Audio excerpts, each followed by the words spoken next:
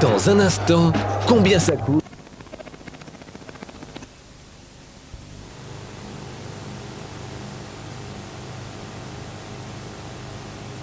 Attention, toutes les histoires que vous allez voir sont vraies.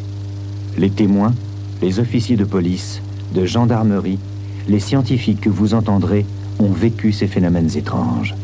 Aujourd'hui, ces mystères sont encore inexpliqués.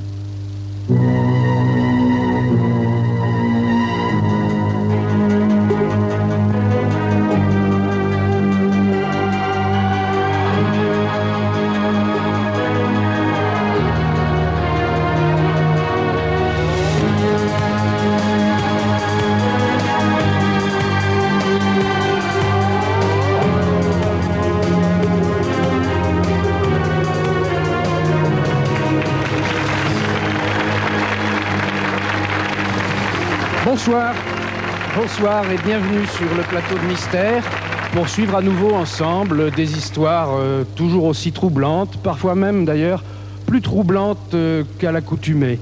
Certaines de ces histoires sont arrivées à des gens comme vous et moi, pourraient toujours vous arriver, même si elles sont exceptionnelles, alors que d'autres mettent en scène des personnages hors du commun comme on en rencontre très très peu. Mais avant d'entrer dans le détail, avant de pénétrer ces univers parallèles, tout de suite, en image, un aperçu de ce que nous allons voir ce soir. Le cauchemar de Guylaine Bernaudin. De quel sortilège est-elle victime? Comment échapper à l'envoûtement? L'univers violent de la sorcellerie de nos jours au cœur de Paris. Stigmate, bilocation, prédiction, plus que tout autre, Sœur Yvonne Aimée aura été l'objet d'une multitude de phénomènes extraordinaires, comme on en a peu vu dans l'histoire des grands mystiques. La vie après la mort. 2 ans après sa disparition, à l'âge de 26 ans, Andrea Sardos Albertini entre en contact avec son père. La preuve pour beaucoup de la survie après la mort. Selon un document secret américain, un engin spatial habité se serait écrasé au Nouveau-Mexique en 1947. Des années plus tard, des témoins déclarent avoir vu les corps de 4 extraterrestres. Octobre 82 dans le Vercors. Alain disparaît au cours d'une promenade. Le radiesthésiste Jean-Louis Crozier le localise à distance. Les gendarmes le retrouvent à l'endroit indiqué. À moins que vous vous intéressiez à la magie, à la sorcellerie, vous n'oseriez pas imaginer que soit possible l'aventure qui est arrivée à Guylaine Bernaudin de nos jours en plein Paris. En effet, des aventures semblables, on les rencontre dans les romans ou dans les films fantastiques. Et pourtant, vous allez le voir, parfois la réalité dépasse la fiction.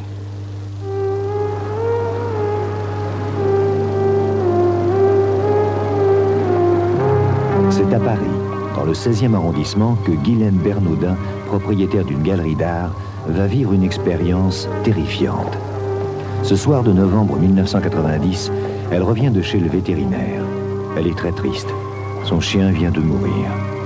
Ce chagrin supplémentaire est difficile à supporter, car elle vient d'endurer depuis quelques mois 2 épreuves douloureuses. Elle a perdu sa petite fille de 11 ans, et dans les semaines qui ont suivi ce drame, sans explication, son mari l'a quittée. Dans la journée, c'est sa domestique, Maria, qui s'occupe du grand appartement où Guylaine vit maintenant seule. Je passe pour la barre, madame? Oh oui, Maria, je n'avais que besoin. Guylaine ne veut pas se laisser aller à son chagrin. Elle décide de jeter tout ce qui peut lui rappeler son chien. Elle essaie de ne plus penser à rien, de se détendre. Un bain chaud va peut-être effacer sa fatigue. Et pourtant, le cauchemar ne fait que commencer. J'ai terminé mon service, madame. Je peux partir? Oui, merci. Prenez 500 francs, c'est sur la cheminée. Merci bien, madame. Guylaine a vendu un tableau le matin même. Et elle n'a pas eu le temps de déposer l'argent à la banque.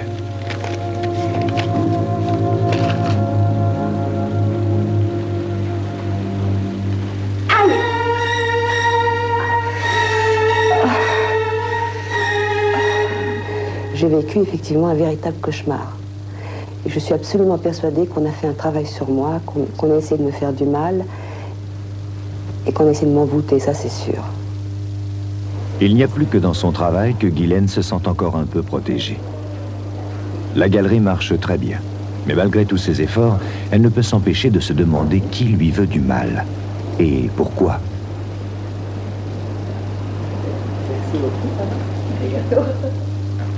Et c'est en rentrant chez elle, après sa journée de travail, que Guylaine va faire une découverte effrayante.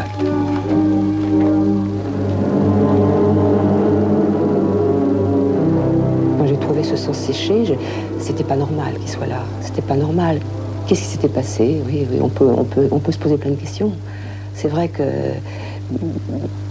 ça me paraissait étrange. Guylaine est surprise. Elle n'attend aucune visite ce matin. Maria aura peut-être oublié ses clés ou bien c'est la concierge qui vient déposer le courrier sous le paillasson. Pourtant, d'habitude, elle ne sonne pas. C'est pourquoi?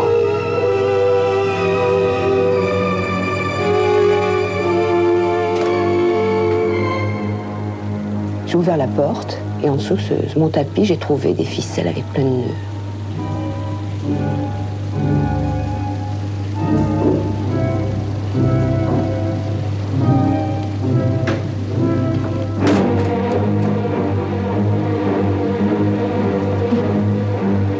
Il y avait aussi du sang qui était sur ma porte, mais c'était du sang plutôt séché. Là, j'ai vraiment eu peur. Vraiment eu peur et j'étais très affolée, j'ai cherché partout, je ne comprenais pas si on voulait me faire du mal ou quoi, je n'arrivais pas à comprendre. Prise de panique, Guylaine va inspecter tout l'appartement.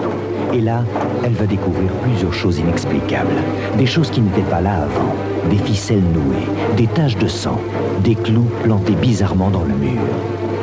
Avec tout ce que j'ai vécu, cet enfer, ce cauchemar, la mort de ma fille, mon chien, mon mari qui part au bout d'un mois et demi. Et là, j'ai pas compris ce qui m'arrivait. Je veux dire, ça me paraissait... rien ne paraissait plausible. On vient vite, il se passe des choses terribles dans cet appartement. Oui. Lorsque Guylaine m'a téléphoné, j'avais du mal à reconnaître sa voix tellement elle était affolée et paniquée. Alors là, ça m'a véritablement surpris parce que c'est pas du tout son genre de téléphoner comme ça. Et alors, je suis arrivé le plus rapidement possible et puis... Arrivé chez elle, elle était tremblante, affolée, alors j'ai essayé de la rassurer. Puis elle a commencé à m'expliquer tout ce qu'elle avait pu découvrir chez elle. Et à un moment, elle m'a fait voir le fauteuil avec les taches de sang. Puis il y avait une statuette en bronze à côté qui est tombée.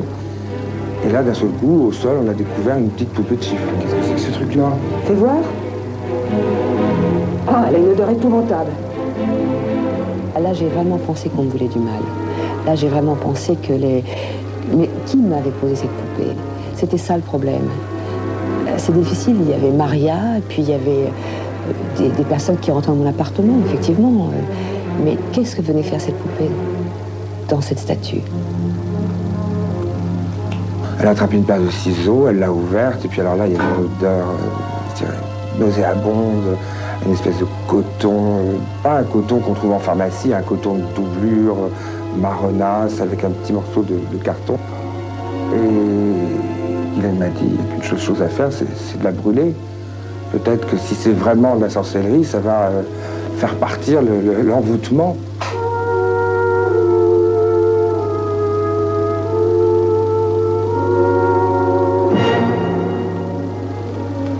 Dès qu'elle a vu la poupée, Guylaine a eu la preuve qu'elle était la victime d'un envoûtement.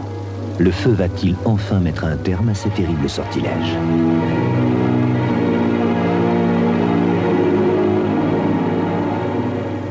Il y a des collections de poupées d'envoûtement, je pense depuis les Babyloniens, en passant par les Grecs, les Latins et puis toute l'époque médiévale. C'est-à-dire qu'on a presque l'impression que c'est une idée de magie imitative, élémentaire, que d'utiliser une image de quelqu'un, ou du moins une image qui va être associée magiquement à une personne sur laquelle on va faire l'ensemble des opérations qu'on désire faire. J'ai une amie, comme toi. J'ai raconté ça à une amie journaliste en lui disant, il m'est arrivé dans mon appartement, j'ai trouvé des choses étranges.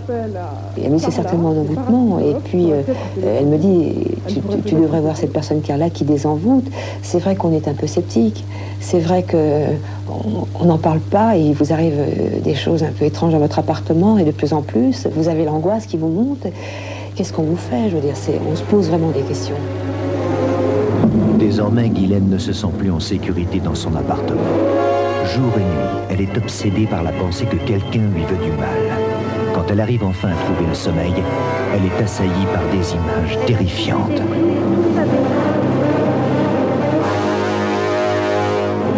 Un soir, dans son cauchemar, elle se souvient que son ami lui avait dit de vérifier s'il y avait des clous sous sa baignoire.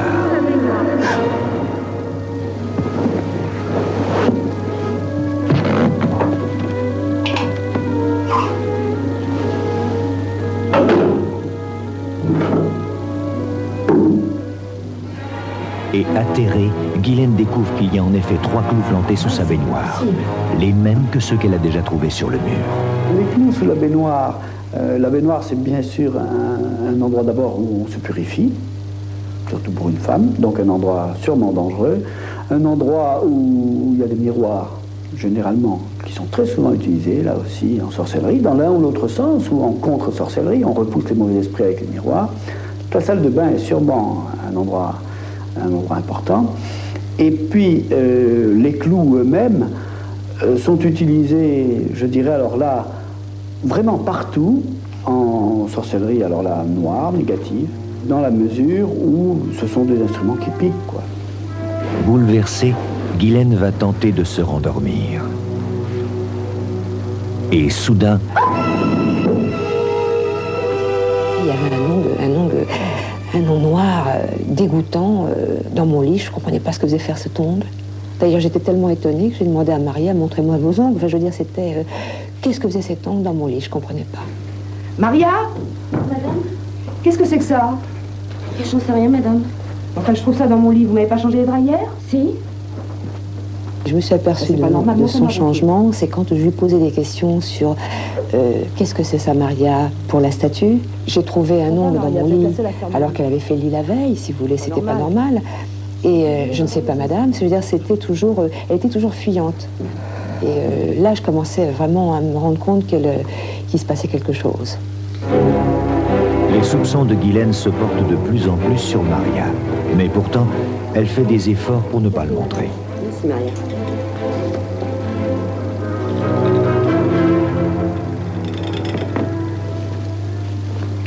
Il a un truc de goût, ce café, Maria. Qu'est-ce que c'est que ce café? Je n'en sais rien, madame. C'est du café comme d'habitude. Et buvez-le, Maria, ce café. Je ne bois jamais de café, madame. L'attitude de Maria est décidément bien étrange. Guylaine n'hésite plus. Elle la renvoie. Votre impatience. Vous allez tomber malade. C'est pas gentil ce que vous dites là, Maria. Là, vraiment, j'ai vu sa vraie personnalité, c'est-à-dire qu'elle m'a regardée, mais avec beaucoup de haine et beaucoup de méchanceté, alors que j'avais été toujours gentille avec cette femme. Et c'est à ce moment-là que j'ai compris. Guylaine est à bout. Il faut agir. Elle décide d'appeler une désenvoûteuse, Carla Robin. Quand j'ai appelé Carla, c'était « il faut que ça cesse. Il faut que ce cauchemar arrête. » C'était trop dur de le vivre, je veux dire. C'est... Par téléphone, Carla Robin demande à Guylaine de se procurer du plomb, qu'elle devra tenir dans sa main aussi souvent que possible pendant une semaine. Il faudra aussi que Guylaine porte sur elle en permanence un petit sachet de sel. 8 jours après, Carla Robin se rend chez Guylaine pour procéder au désenvoûtement. Quand je suis arrivée, en effet, chez Guylaine, j'ai trouvé toutes les marques possibles d'envoûtement. J'ai pris ça très au sérieux et Guylaine avait vraiment besoin qu'on l'aide. Papier mâché avec... L'ongle dans le lit, c'est ça qui m'a le plus fait peur. Beaucoup de sorciers se servent d'ongles de gens décédés qu'on va chercher dans les cimetières, la nuit, des nuits de pleine lune, et puis qu'on met dans certains endroits pour tuer en quelque sorte la personne sur laquelle on jette un sort. Est-ce que vous avez bien porté le sel pendant 7 jours, comme Oui, je vous l'avais demandé? vous m'avez dit sur le... Merci. Carla va maintenant commencer la cérémonie destinée à purifier Guylaine et à faire sortir les mauvaises énergies qui l'ont envahie malgré elle. Un rite étrange va alors se dérouler. Cette lumière qui me protège. Amen.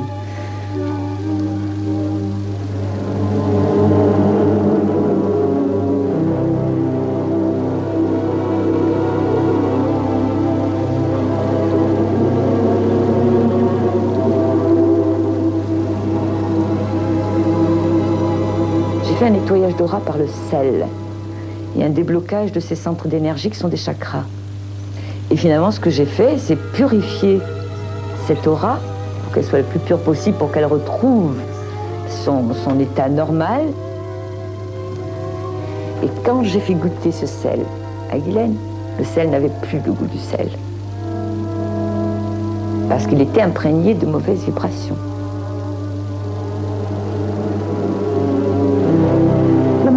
Comme tous les phénomènes de croyance, marche. Et marche d'autant mieux que les gens commencent par nier et n'y croient pas. Et ce que l'on demande, ce que demande le désenvoûteur, elle ne demande pas à la personne d'y croire. Elle demande à la personne de faire un certain nombre de gestes. À présent, Carla va faire fondre le plomb que Guylaine a porté pendant une semaine.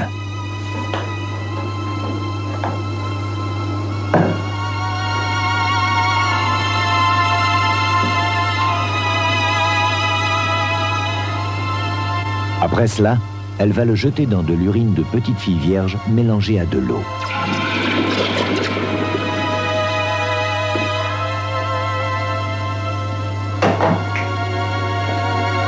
Guylaine est passée au-dessus de ce plomb et par des prières et par mon magnétisme, toutes les négativités sont ressorties. Les urines ont toujours eu un effet purificateur. Donc, l'urine d'une petite fille vierge dans l'eau purifie ce plomb que nous avons mis dans l'eau. C'est tout. Voilà le plomb qui représente votre vie, vous et votre vie. Il était donc baissé, nous l'avons relevé. Il y a des gens chez qui il n'apparaît absolument rien, parce qu'ils n'ont absolument rien. Il y a des gens à qui on a fait du mal, et il ressort des petits symboles, comme des poignards, des petits clous, des cadenas, quand il y a une nuage, des grillettes. Il y a des tas de symboles que je ne pourrais pas énumérer. Comment vous vous sentez? Je me sens bien à la fois, je me sens.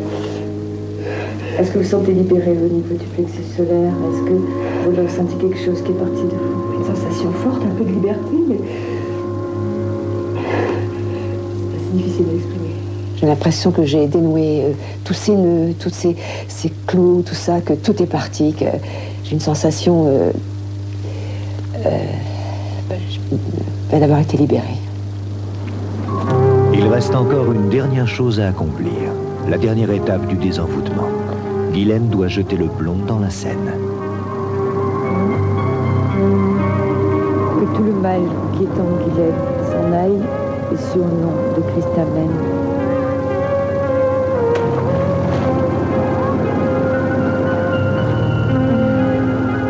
Bien.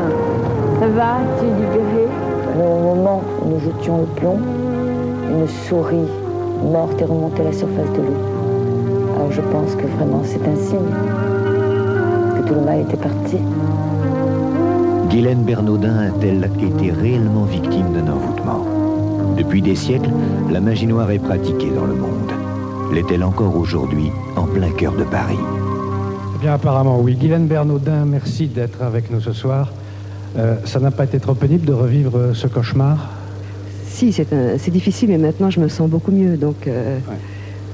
Est-ce qu'auparavant vous vous intéressiez à la sorcellerie, à la magie? Est-ce que vous y croyez? Pas du tout. C'est quelque chose, c'est pas du tout ma littérature, j'y croyais absolument pas. Je peux penser peut-être qu'il y a eu des choses qui sont passées au XIVe, XVe siècle, évidemment, on peut penser l'empoisonneuse ou plein de choses comme ça. J'ai lu certains livres, mais je n'y croyais pas du tout. Pas du tout. Quand vous avez trouvé toutes ces choses bizarres, terrifiantes chez vous, quelle est celle qui vous a vraiment, alors là, donné à penser que vous étiez victime d'un jeteur de sorts, que vous aviez le mauvais œil? C'est la poupée? La poupée, je pense que la poupée m'a vraiment... La poupée, puis l'ongle dans mon lit quand même. Cet ongle noir dans mon lit, c'était épouvantable. Et puis cette ficelle, enfin je veux dire, ces clous, enfin c'était infernal. Et alors, vous avez donc appelé sur les conseils d'une amie, Carla Robin, désenvoûteuse. J'aime pas du tout le mot désenvoûteuse, parce que ce n'est pas une profession pour moi. Hein. C'est la loi d'amour qui me permet d'aider les autres, donc désenvoûteuse... cataloguer, étiqueter, ça ne me convient pas du tout. Par contre, j'aimerais plutôt qu'on dise que j'aide les gens à se purifier du mal qu'on leur a fait. Ces techniques, Carla Robin, que vous avez mises en œuvre pour désenvoûter Guylaine Bernaudin, elles vous viennent d'où? Elles vous viennent de qui?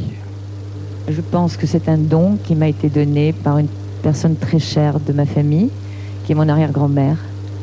Il y a le don. Mais je pense aussi qu'il y a une grande partie de moi-même aussi. C'est-à-dire que bon, on m'a donné un don, on m'a donné une initiation, mais que si j'avais pas eu l'envie d'aider les autres, je n'aurais pas pu... D'accord, il y a le don, mais il y a quand même des choses à apprendre. Oui. C'est votre parente qui vous les a apprises. Oui. Est-ce que vous faites un métier dangereux? Oui, je pense. Vous-même, vous courez des risques? Ah oui. Et oui. Oui. Quel genre de risque? Déjà, je perds beaucoup d'énergie chaque fois que je fais ce genre de purification. Et puis, bon, c'est vrai que il faut pas approcher les forces négatives de trop près, surtout quand on est comme moi, qu'on les aime pas du tout. Quand Guylaine Bernaudin vous a appelé, qu'est-ce qui vous a persuadé immédiatement qu'elle était victime d'un envoûtement? Tout ce qu'elle avait découvert, déjà. Déjà, puis bon, j'avais affaire quand même à une personne sensée, parce que beaucoup de gens se croient envoûtés dès qu'ils ont des problèmes, alors que ça n'a rien à voir. Bien sûr, on fait croire aux gens qui sont envoûtés, parce que, bien sûr, ça fait vivre pas mal de gens. Et justement, je voulais lancer quand même un petit message, c'est qu'il ne faut pas voir envoûtement là où il y a épreuve de la vie. Parce qu'on a souvent des épreuves qu'il faut passer avec brio. Bon, on n'est pas là pour être simplement heureux, on a des épreuves. Et j'aimerais dire aux gens, ne vous laissez pas influencer et ne laissez pas des gens vous dire pour de l'argent, je vais vous aider, vous allez voir, tout va aller bien pour vous, vous êtes envoûté, c'est affreux. L'envoûtement, c'est quelque chose de très dur. Vous, Dominique Camille, vous avez écrit un livre tout à fait passionnant, au terme d'une très très longue enquête, plusieurs années, je crois, dans votre région d'ailleurs, entre Dinan et Rennes, sur la sorcellerie dans cette région. Selon vous, est-ce que les rituels mis en œuvre dans l'affaire que nous venons de voir, est-ce que les pratiques exercées sont conformes à ce que vous savez maintenant de la sorcellerie? Oh oui, tout à fait. Je crois que cette affaire est intéressante parce qu'elle nous montre aussi que la sorcellerie n'est pas, comme on le croit un peu trop souvent, limitée aux campagnes, mais que c'est bien quelque chose qui touche aussi bien le milieu urbain que périurbain et que rural.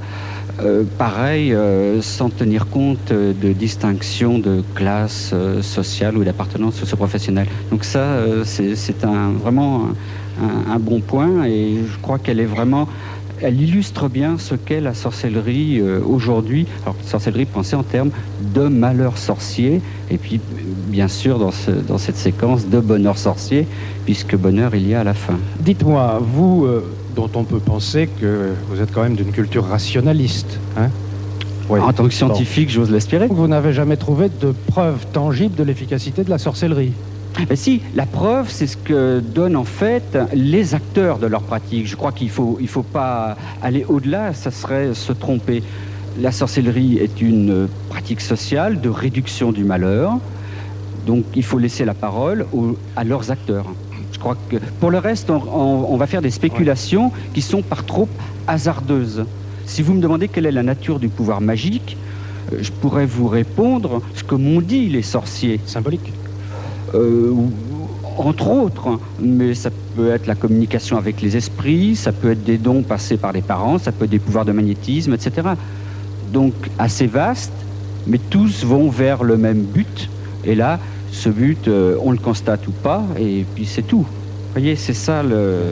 Enfin, on a quand même, c'est là où en fait c'est passionnant pour un le sentiment, je m'adresse à Jean-Claude Aguerre aussi, psychanalyste, on a quand même le sentiment que la spirale infernale se déclenche à partir du moment où, trouvant ces choses bizarres que Guylaine a trouvées chez elle, on se dit « je suis victime d'un jeteur de sorts ». Et à partir du moment où on a ça en tête, on est foutu. Dans un monde qui peut devenir très angoissant, les murs, les tableaux, tout peut devenir angoissant. Si. Maintenant, bon, il y a des objets que vous avez trouvés, les clous sous la baignoire, il est manifeste, je pense, que quelqu'un les y a mis. Il est manifeste qu'il y a eu, dans votre histoire, une malveillance.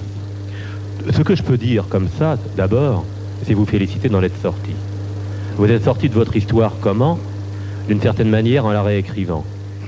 Et peut-être est-ce pour cela que vous êtes là ce soir. Vous avez besoin d'en parler. Bien sûr. Ce qui est fort courageux d'ailleurs, parce que j'imagine que peu de gens qui ont eu à connaître des histoires pareilles accepteraient d'en parler. Mais Jean-Claude Daguerre, faisons une supposition. Hein. Guylaine Bernaudin vous connaît, et au lieu d'appeler Carla Robin, elle vous appelle, vous demande conseil. Qu'est-ce que vous lui auriez dit, vous, psychanalyste? Qu'est-ce que vous auriez fait? Moi, en tant que psychanalyste, je ne donne aucun conseil. J'écoute ce que les gens ont à dire. Guylaine Robin, là, raconte son histoire. Ce film est un récit. Elle ne me l'a pas raconté à moi, elle nous le raconte à tout le monde. Elle réécrit son histoire et c'est que comme ça qu'elle peut s'en sortir. Mais comment la sorcellerie marche, parce que je suis tout à fait d'accord que dans le monde moderne, dans les campagnes et même dans les villes, Dominique Camus a parfaitement raison de le dire, au-delà peut-être de pouvoirs de démons, de diables, de tout ce que l'on voudra, des gens peuvent avoir une action sur d'autres. Quand ils sont mis, quand on leur prête un pouvoir, le sorcier a un pouvoir, je suis tout à fait persuadé que qui lui prête ce pouvoir, c'est l'envoûté lui-même. Et il est pris dedans. Et il est pris dans un pouvoir qu'il faut briser et qui se brise par les mots. Y croire, ce n'est pas très important, c'est plutôt que l'on ne sait pas qu'on y croit. Au départ, on le voit toujours, les gens disent « mais la sorcellerie, moi je n'y crois pas », etc. Et en fait, le sujet ne sait pas qu'il y croit. Alors, où il y a quelque chose qui est dangereux dans cette thérapie, c'est la situation du client qui est en totale dépendance vis-à-vis de son thérapeute, appelons-le comme ça, le sorcier. Il n'ose plus vous appeler sorcière. Bon, et là, d'abord, le sorcier demande sans arrêt cette confiance, ne va faire que ça. En même temps, il va réaviver la peur, ne serait-ce qu'en montrant les rituels. Puis il y en a, j'imagine, qui doivent demander de l'argent. Alors, il y a cette question-là du paiement qui est toujours renouvelable, un peu sous forme d'acompte. On ne peut pas tellement dire à l'avance combien ça va coûter. Il faut voir comment ça va évoluer, l'affaire. Et là, il faut bien savoir que la sorcellerie, c'est un fonds de commerce juteux. Et donc... à vous lire Dominique Camus, on s'aperçoit que la plupart des sorciers ont un beau train de vie. Il y a des centaines, des milliers de gens qui, en France, sont en butte à des problèmes de sorcellerie, pense-t-il. Et là, ils sont vraiment la proie de gens qui prétendent avoir des pouvoirs et qui sont sérieux, et d'une panoplie aussi de gens qui prétendent en avoir et qui n'en ont aucun. Merci de vous être prêté à cette reconstitution d'un drame quand même. Merci d'être venu ce soir. Merci. Merci à vous. Avec la vie extraordinaire de sœur Yvonne Aimée, alors là nous touchons à ce qu'il y a de plus déroutant, de plus choquant même, pour la raison en tout cas. Il s'agit de ce que les spécialistes appellent les prodiges de la vie mystique. Et si vous êtes un téléspectateur assidu de mystère, vous vous souvenez du destin exceptionnel de Marthe Robin. Eh bien, les phénomènes extraordinaires que sœur Yvonne Aimée a subis dans son corps tout au long de sa vie étaient tellement inouïs que l'Église a tenu à imposer le silence sur elle après sa mort en 1951. Yvonne Aimée de Malétroit a été l'objet d'une multitude de phénomènes extraordinaires.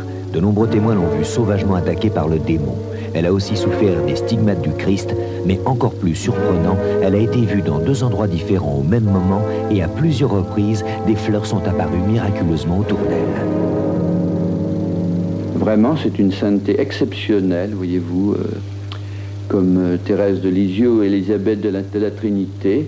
Elle cumule, si vous voulez, ce qu'on appelle la sainteté des stigmatisés, des âmes victimes, des gens qui ont un maximum de souffrance, parce qu'elle l'a eu. Et elle cumule ça avec la sainteté des grands bâtisseurs. Une femme au destin hors du commun, qui a fasciné toutes les personnes qui l'ont connue. Quelle joie de vous revoir. Bonjour mon père. Elle était pour moi une sœur aînée, une amie merveilleuse, une seconde mère, et sans l'avoir cherché, un maître spirituel, en qui très tôt j'ai découvert la sagesse des saints. J'ai été témoin en mai 1941 d'un terrible sévice satanique dont Mère Yvonne Aimée a été la victime.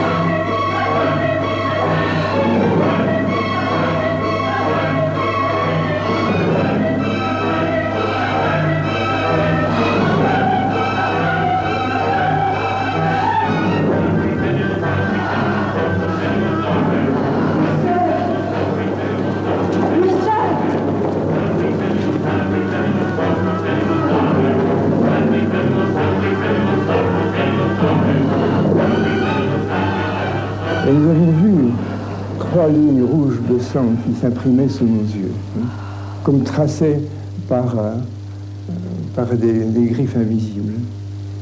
Et les 3 lignes de sang se sont réunies pour faire une grande tache. Yvonne Aimée disait, il y a des gens qui nient l'existence du démon. Eh bien, je voudrais bien qu'ils le trouvent le soir au pied de leur lit quand ils vont se coucher. Peut-être qu'ils y croiraient. Yvonne Beauvais est née à Cossé, en Champagne, le 16 juillet 1901. Son père meurt quand elle a 3 ans et sa mère doit partir travailler. Yvonne sera donc élevée par sa grand-mère au Mans. Depuis qu'elle est toute petite, Yvonne sait qu'elle veut se consacrer au Christ. À l'âge de 10 ans, elle va sceller officiellement cette alliance avec Jésus. C'est avec son sang qu'elle écrit un pacte auquel elle sera fidèle tout au long de sa vie. Ô mon petit Jésus, je me donne à toi entièrement et pour toujours. Je voudrais toujours ce que tu voudras. Je ferai tout ce que tu me diras de faire. Je ne vivrai que pour toi. Je travaillerai en silence. Et si tu veux, je souffrirai beaucoup en silence. Je te supplie de me faire devenir sainte, une très grande sainte, une martyre. Fais-moi être fidèle toujours. Je veux sauver beaucoup d'âmes et t'aimer plus que tout le monde. Ce qui pose question aux médecins, c'est de savoir comment une grande malade comme Yvonne Aimée a pu tenir debout. Le dossier médical d'Yvonne Aimée est exceptionnel par le fait de l'intensité, de la gravité, de la durée des affections dont elle a été victime tout au cours de sa vie. Donc le médecin ne peut pas expliquer comment Yvonne Aimée, en grande malade, a pu continuer à avoir une activité débordante. Elle aurait dû devenir progressivement anémiée, être alitée et en mourir. Ça n'a pas été le cas. Yvonne Aimée avait aussi des dons de voyance. Toute sa vie, elle a fait des rêves prémonitoires qu'elle transcrivait, souvent sans bien les comprendre. En 1922, elle a prédit que 17 ans plus tard, en 1939, la France serait envahie. Tous les détails de sa prémonition se sont révélés exacts. Dans le train, j'ai dormi et j'ai eu un drôle de rêve, si l'on peut nommer cela drôle. C'est plutôt triste que je devrais dire, et que cela me coûte de vous dire toutes ces choses-là. Je me voyais en religieuse et voyageant. J'étais en Augustine. Et je voyais des avions jeter de gros cylindres sur les trains, sur les gares et détruire et incendier tout. Je voyais des hommes habillés de vert monter et descendre du train. On aurait dit des costumes militaires. Mais cependant, cela ne ressemblait en rien à nos soldats. J'avais le cœur serré et j'entendais une voix grave et douce qui disait « Ce sera l'épreuve, la grande épreuve. » C'est avec un courage remarquable qu'Yvonne Aimée va endurer toute sa vie des épreuves terribles. Je l'ai vu souffrir, mystérieusement. Je l'ai eu comme un bourreau invisible qui a tiré le bras gauche, les pieds qui se sont allongés, la tête qui s'est renversée.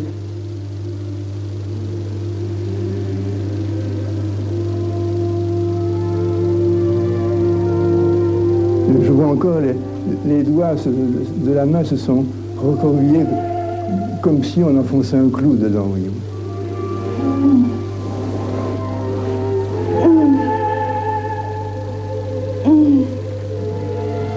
Revivait la mort du Christ. De son visage, qui est un visage de douleur, c'est devenu un visage radieux de petite fille heureuse. Elle s'est adressée à quelqu'un que je ne voyais pas, bien sûr, quelqu'un qui était visible pour elle et qui ne l'était pas pour moi. Et j'ai compris que c'était une apparition du Christ. En 1927, Yvonne Aimée entre au couvent de Malétroit et rejoint l'ordre des Augustines. Elle en deviendra la mère supérieure quelques années plus tard. En 1939, c'est la guerre. Au péril de sa vie, sœur Yvonne Aimée va aider la résistance. Le couvent est réquisitionné par l'armée allemande. Les soldats ennemis sont partout. Et pourtant, Yvonne Aimée va persévérer. Le couvent restera un refuge de la résistance pendant toute l'occupation. En 1944, deux parachutistes, Roger Berthelot et Philippe Reynard, se cachent au couvent. Les Allemands sont à leur recherche et ils ont doublé les effectifs. Je vous avais dit de ne pas sortir. Il y a des Allemands partout. Venez, suivez-moi.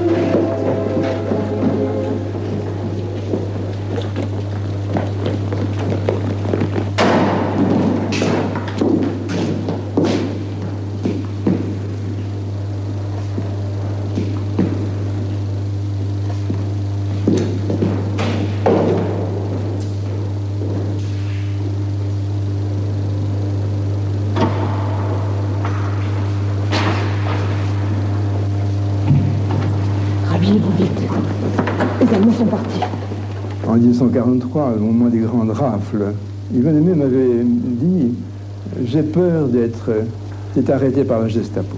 Et il avait été convenu que si elle était arrêtée, les religieuses du petit couvent qu'elle avait à Paris m'enverraient une dépêche conventionnelle. Et voici que le 16 février 1943, j'ai reçu la dépêche conventionnelle. Yves entrait en clinique chez Tante Germaine. Yves, Yvonne, la clinique, la prison, et Tante Germaine, les Allemands. Alors j'ai décidé d'aller à Paris. Yvonne Aimée a en effet été arrêtée par la Gestapo. Depuis le début de la guerre, elle a sauvé plus de 100 résistants. Elle détient de précieux renseignements que les Allemands veulent connaître. Et pourtant, au même moment, à plusieurs kilomètres de là, il va se passer une chose incroyable.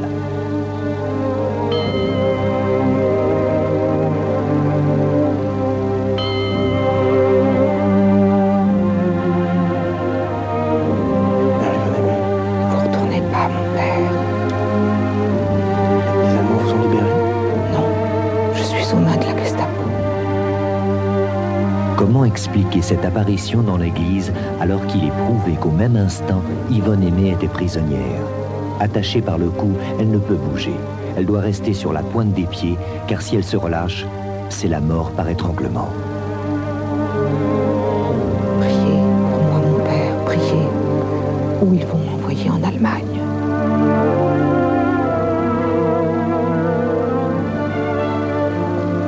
Après cette apparition mystérieuse, le père Labute rentre au couvent.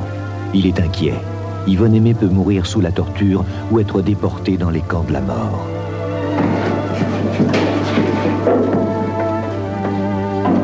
Il ne faut pas alarmer les sœurs.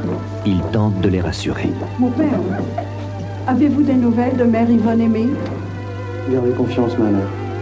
Elle n'est pas en Allemagne, elle sera bientôt parmi nous. Yvonne Aimée est épuisée. Seule la prière l'aide à trouver encore quelques forces.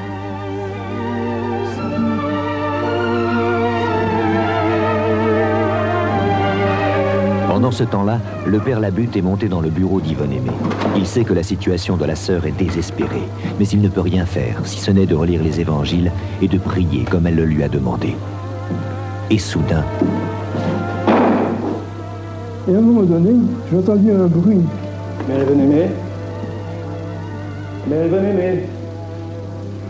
Mère Yvonne Aimée. Yvonne Aimée était là. Tous les volets partout étaient fermés, la maison était fermée. Puis la porte ne s'est pas ouverte rien du tout.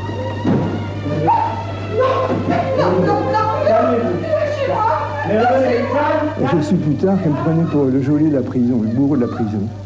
À force de la tenir, elle a fini par se calmer. Ah, dit, je comprends. Il y avait un départ ce soir, probablement Bourg-Compiègne et direction de l'Allemagne ensuite. Mais mon ange m'a pris et m'a ramené là.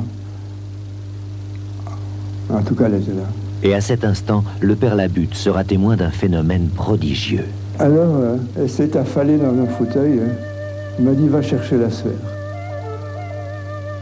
Nous sommes remontés. Elle était entourée de fleurs fraîches. Il y avait des arômes, il y avait des lilas, il y avait, je crois, des muguets. Je ne sais pas s'il y avait encore des fleurs blanches. Hein.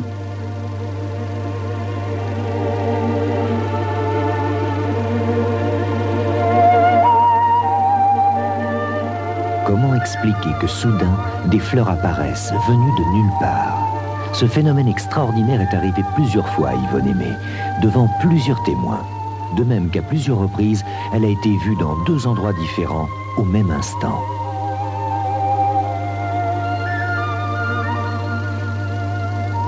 Sur ces 151 cas de bilocation, 10 sont attestés, vérifiables, au lieu numéro 1, c'est-à-dire la plupart du temps Malais-3, et au lieu numéro 2, là où elle agissait. C'est-à-dire au lieu numéro 1, où le corps physique restait en place, et au lieu numéro 2, où le corps énergétique agissait pour, non pas par plaisir, mais parce qu'elle avait une mission à accomplir.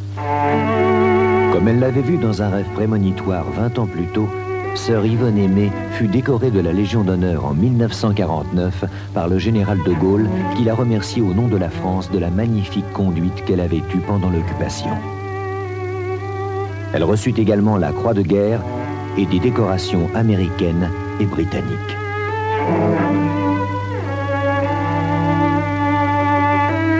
La guerre finie, Yvonne Aimée passera les 6 dernières années de sa vie à voyager à travers le monde, malgré sa santé fragile. Elle est responsable de 1500 religieuses, les Augustines hospitalières de France, d'Afrique du Sud et d'Angleterre. Toujours souriante, elle ne se plaint jamais. Elle est pourtant gravement malade et tombe victime d'une congestion cérébrale à l'âge de 50 ans. Ses obsèques eurent lieu le 8 février 1951. Dans le cadre du procès de béatification qui était en route, il y a eu exhumation en 1957, 6 ans et 49 jours après son décès. Le cercueil baignait dans 5 cm d'eau au niveau du caveau, et quand les experts, les 4 médecins experts désignés, ont ouvert le cercueil, ils ont trouvé, avec surprise et stupéfaction, que le corps d'Yvonne Aimée était absolument intact. L'Église a imposé 25 ans de silence sur la vie d'Yvonne Aimée, une femme extraordinaire qui reste pour beaucoup une énigme. Mais pourquoi ce silence? S'il y a bien une femme, une Française qui mériterait d'être connue de la France entière, de tout le monde, c'est bien Yvonne Aimée. Alors d'abord, une question à évacuer tout de suite. René Laurentin, docteur Maheo, pourquoi ce silence imposé par l'Église, à tel point qu'il vous a fallu, à tous les deux, c'est vous qui l'avez demandé, une autorisation spéciale pour publier sur sœur Yvonne Aimée?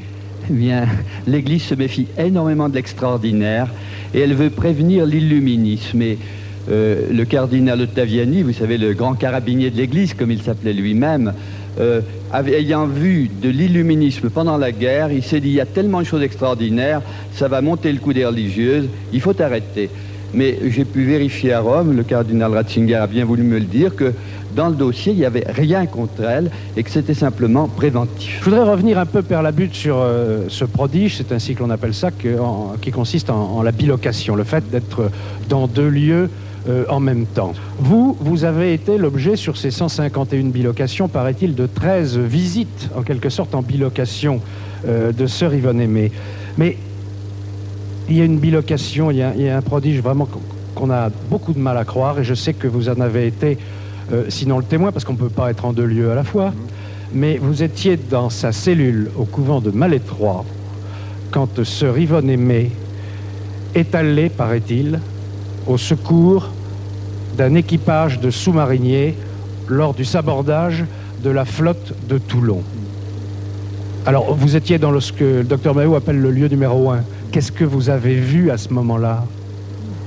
Approchez votre micro, oui. J'ai vu mère Yvonne Aimée qui semblait être partie au secours de marins en naufrage. Elle a fait des gestes qui indiquaient qu'elle nageait à leur rencontre.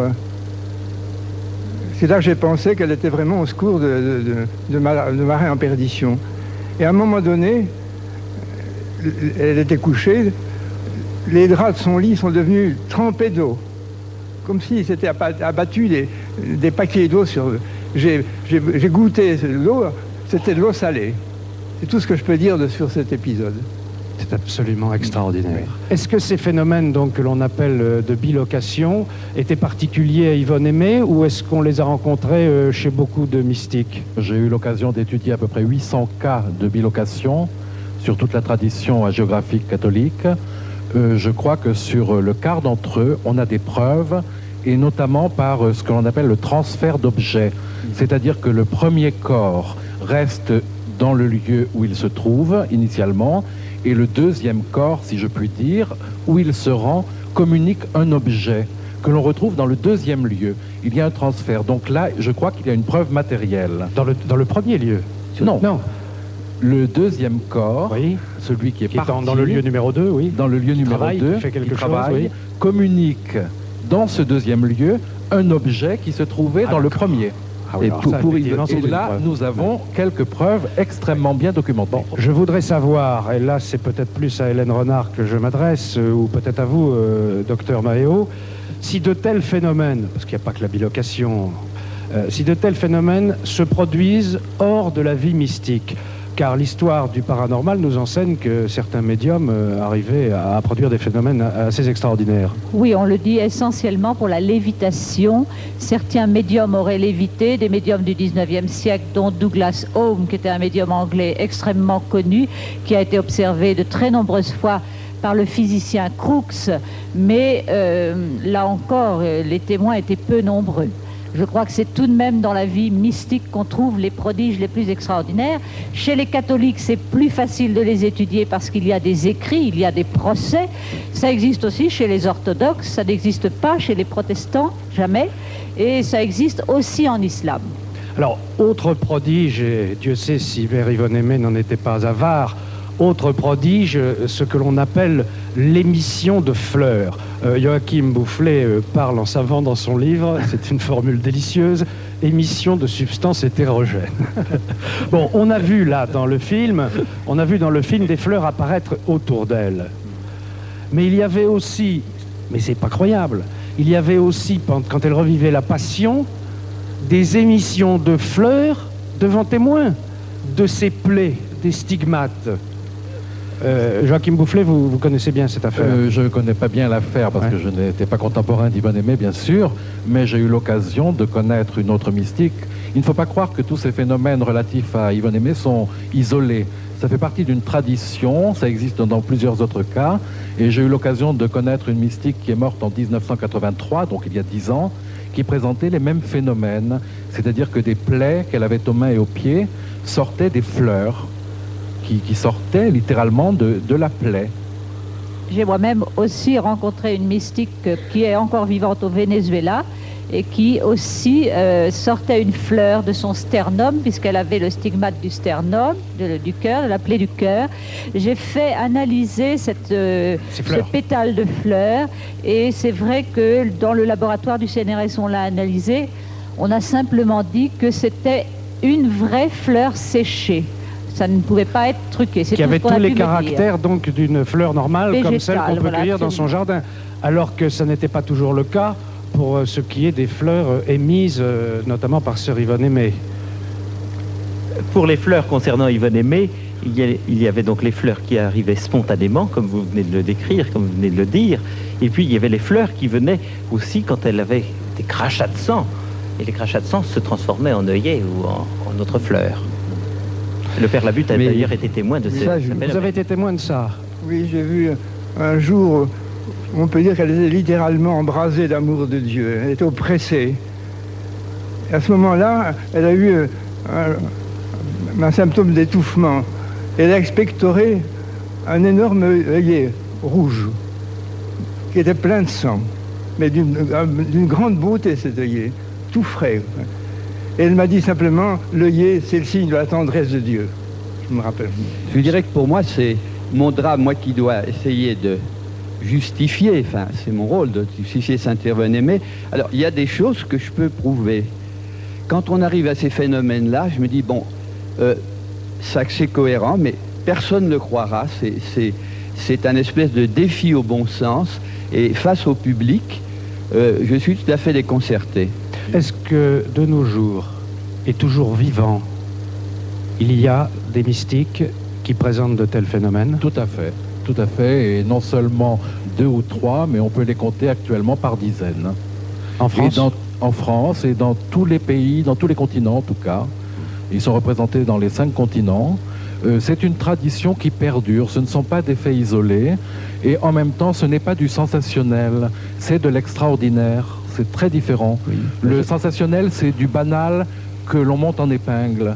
Et justement, dans ces existences-là, rien n'est banal. Tout est transfiguré au départ. Oui, et ce que je voudrais ajouter, c'est que, vous voyez, c'est extraordinaire chez Yvonne Aimée. C'était une personne extrêmement naturelle, énormément de simplicité, d'humour. Enfin, elle est tout à fait de la génération actuelle qui font les choses en ayant l'air de ne pas y toucher. Drôlement efficace dans la vie quotidienne et dans l'action. Hein. Le côté dramatique qu'on voit dans les images du film, voyez-vous, c'est pas son genre. Son genre, c'était très simple, une simplicité extraordinaire et le sourire, quoi. Un dernier mot. Ce prodige a été évoqué dans le film, mais alors, c'est peut-être le plus extraordinaire, moi je trouve personnellement, ce que vous appelez l'incorruption du corps. 7 ans après, car c'est l'une des formalités du procès en béatification, on ouvre le cercueil et son corps est intact. Ça se rencontre fréquemment chez d'autres mystiques? Alors, oui, ça se rencontre fréquemment chez d'autres mystiques. Joachim Boufflet pourra vous en parler tout à l'heure. Mais ce qui est assez extraordinaire pour Yvonne Aimée encore, c'est qu'elle est décédée d'une hémorragie cérébrale foudroyante. Et il s'agit donc d'un syndrome asphyxique aigu. Et que dans ces cas-là, le corps se décompose très vite. Ça a été le cas pour Yvonne Aimée. On a été obligé de la mettre en bière très rapidement parce qu'elle se décomposait et le visage n'était plus visible. Et même au-delà de la mort physique, elle restait au-dessus de la loi commune. Oui. Absolument extraordinaire. Mais dites-moi... Oui, elle n'est pas restée, puisque au début, le corps, on a été obligé de le mettre très vite, puis après, ça s'est arrangé, et encore dans l'eau, parce que le cercueil plongeait dans l'eau. Les bactéries n'ont pas fait leur travail. Il y a une inversion du processus. Le processus de décomposition débute, et ensuite... Non seulement il s'arrête, mais il y a une sorte de reconstitution, de restauration des tissus. Père Labute, vous qui avez été très proche d'Yvonne Aimée, ça doit vous désoler de penser qu'elle ne sera jamais sainte. Aussi, elle est sainte à mes yeux depuis que je la connais. L'Église ne peut pas revenir sur écoutez, le décret en principe est définitif, mais... Dans l'Église comme dans l'État, le définitif n'est pas nécessairement définitif, mais enfin ça, c'est pas mon affaire, c'est l'affaire de la hiérarchie. Il y a eu un cas de décret définitif, c'était celui de la fameuse mystique allemande Anne-Catherine Emmerich, dont la procédure avait été close définitivement en 1906, et dont le procès de béatification est en train d'aboutir actuellement, après 50 ans de silence. Donc on peut toujours espérer. Je vous remercie.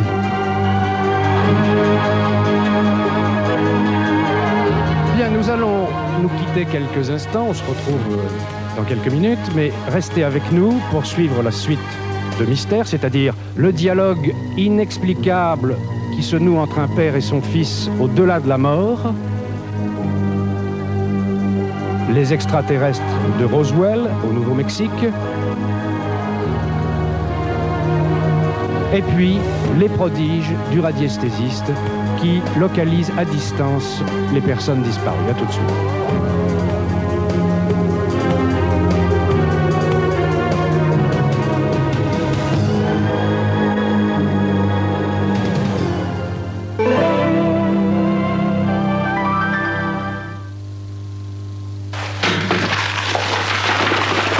Chez Chris, on a même prévu l'imprévu. Qu'on tracasse Chris, pour vos yeux, on n'en fera jamais trop. Dis-moi, chérie, pour le lavage, c'est quel programme? Papa, je peux manger quelque chose? Je sais pas, prends ce que tu veux. Oh non, pas n'importe quoi. Hein. Comment pas n'importe quoi? Il y a toujours Kinder Chocolat à la maison. Kinder Chocolat avec beaucoup de lait. Dans 100 grammes de Kinder Chocolat, il y a l'équivalent d'un verre de lait. Oh, mais moi aussi, tu sais, j'aime bien. Kinder Chocolat, le plus de lait. Voici Ariel Ultra Liquide avec puissance ultra détachante incorporée. Ariel Ultra Liquide, ça marche vraiment mieux, même sur une trace repassée. Regardez, un peu d'Ariel directement sur la trace. À gauche, la poudre. À droite, le reste de la mini-dose. Comparez. Ariel Ultra Liquide va plus loin que les poudres, jusqu'à la propreté ultra. On pourrait presque repasser les yeux fermés. Ariel Ultra Liquide, Ariel Color, pour une propreté impeccable, la réponse à tout, c'est Ariel. Le nouveau Rilus du Cru, lui, en 10 minutes. Vous avez 10 minutes et pas une de plus. 10 minutes pour un riz très long gras, teneur garantie en vitamines, en gourmandise et en vitalité. 10 minutes et pas une de plus. Bienvenue le stupeur. Cloretz pour être sûr de son haleine. Cloretz. Plus qu'un bonbon, plus qu'un chewing-gum, Cloretz, pour être sûr de son haleine. Qu'est-ce que vous mangez? Du menu fromage. Je suis plus malade. Comme ça, tu pourras aller à ton interro de maths. Menu fromage, la chaleur de vivre.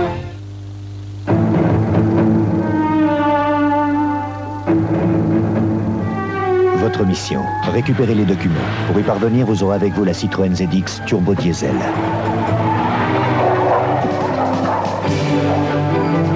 « 92 chevaux, un turbo diesel très puissant, un moteur propre, idéal pour disparaître, sans laisser de traces. »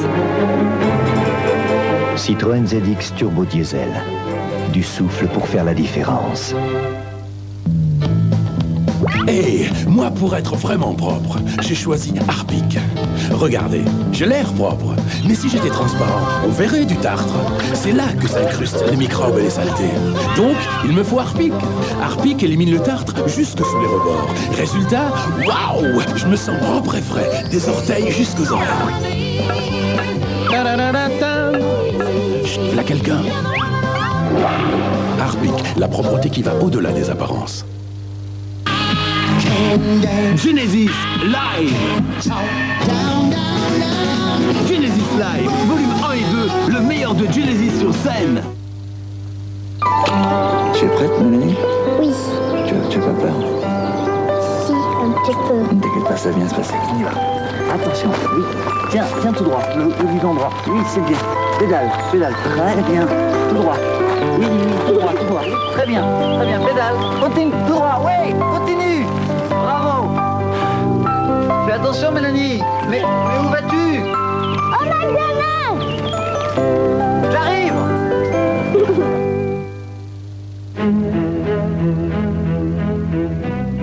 La vie a pris naissance dans la mer. Marie-naissance aussi. En totale affinité avec le corps, ces actifs marins protègent l'équilibre naturel de la peau et des cheveux. Marie-naissance vous apporte ces bienfaits essentiels dans chacun de vos produits de toilette. Ligne pour le corps Marie-naissance, c'est la mer qui vous le donne. Dès le matin, Nutella. Nutella vous apporte toute la bonne énergie du lait et des noisettes. Nutella, mieux pour penser et se dépenser.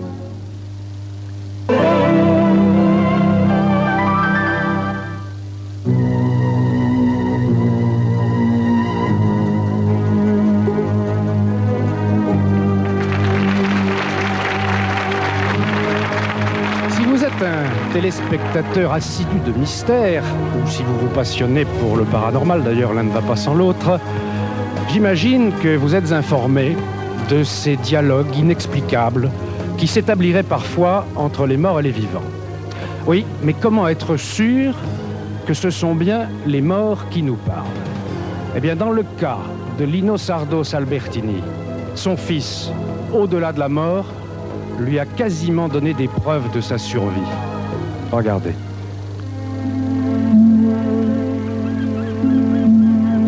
C'est sur les bords de la mer Adriatique, à Trieste, en Italie, qu'a commencé l'histoire étrange d'Andrea Albertini. Aujourd'hui, son père est seul. C'est Lino Sardos Albertini. Il songe au destin exceptionnel de son fils, Andrea. Il y a 11 ans, en juin 1981, Andrea est parti pour ne plus jamais revenir, laissant sa famille dans un profond désarroi. Andrea est mort à 26 ans, mais désormais son père, Lino Sardos Albertini, célèbre avocat italien, a retrouvé la paix, car il est entré en contact avec son fils.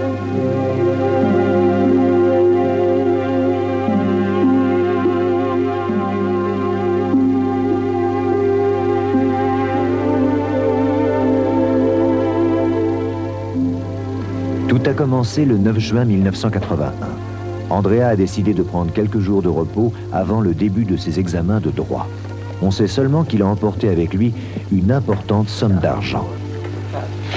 Ciao. Il est parti le mercredi. Le lendemain, le jeudi, il a téléphoné à sa mère pour lui dire que tout allait bien. Ensuite, nous n'avons plus aucune nouvelle. Je l'ai cherché partout, dans tous les endroits imaginables.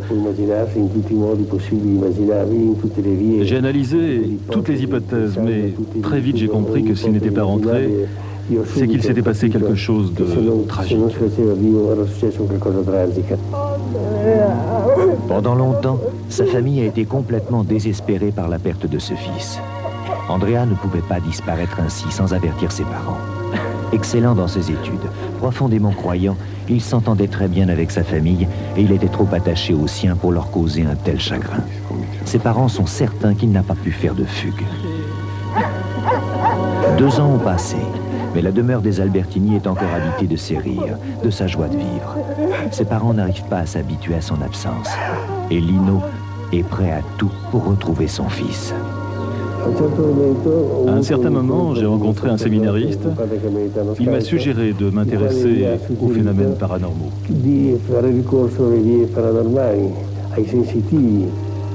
À partir de ce moment-là, Lino va s'intéresser aux phénomènes paranormaux en lisant de nombreux ouvrages et en rencontrant des spécialistes, mais toujours en vain. Je ne cherchais pas du vent, je voulais du concret. Je voulais savoir où était mon fils, vivant ou mort. Certains m'assuraient qu'il était vivant, d'autres qu'il était mort. Alors que Lino abandonnait tout espoir de retrouver son fils, une cliente lui parle d'une femme aux dons exceptionnels. Elle s'appelle Anita et elle seule serait susceptible de pouvoir l'aider. Lino veut bien essayer. Il n'a rien à perdre. Mais il n'arrive pas à comprendre comment on pourrait entrer en contact avec Andrea s'il est mort.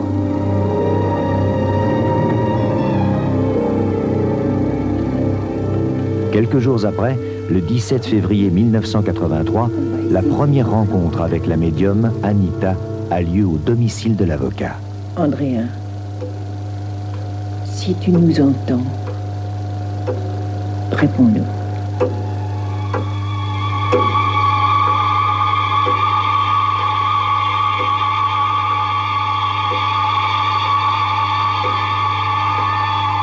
Lino est stupéfait. Anita s'est mise à écrire comme si on lui dictait un message. Elle écrivait de haut en bas. On ne pouvait rien voir de ce qu'elle écrivait, Une fois finie l'écriture, qui se faisait lentement, elle tournait la feuille. Alors on pouvait enfin lire ce qu'elle avait écrit. Ces étranges feuillets révèlent alors une nouvelle terrible. Andrea aurait été assassiné à Turin. Il désirait acheter une voiture, mais il est tombé dans un piège tendu par une bande de voyous qui voulait lui voler son argent. Il s'est débattu, ils l'ont tué.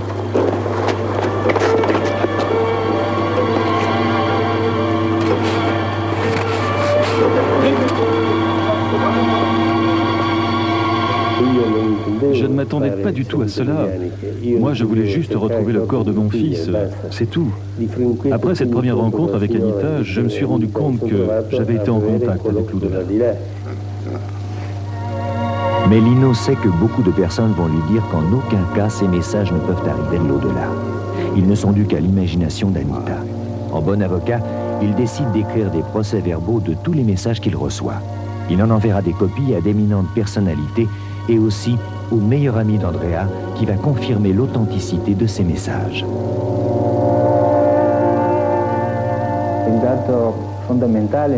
Je suis certain que c'est Andrea qui nous envoie ces messages, car ils coïncident parfaitement à la personnalité que j'ai connue. Que ce soit dans son mode de raisonnement ou dans sa manière de s'exprimer. Mais au bout d'un moment, Lino commence à douter. Il se demande si ce n'est pas son désir de revoir Andrea qui influence la médium. Ce monsieur est dans une situation psychologique particulière, connue, qui est celle du deuil impossible. Deuil impossible parce que la concrétisation de la mort de l'être cher n'a pas pu se faire. Et à ce moment-là, toutes les interprétations sont possibles quant à ce qu'il est devenu. Il n'est pas revenu, donc il n'est pas mort, il est quelque part. Ça peut être sur la terre, ça peut être ailleurs. C'est une manière de vivre ce deuil impossible. Ces messages ne viendraient donc pas de l'au-delà et ne seraient qu'une façon pour Lino d'accepter la mort de son fils. Malgré ses doutes, Lino continue les séances avec Anita et un jour, ils reçoivent un message surprenant.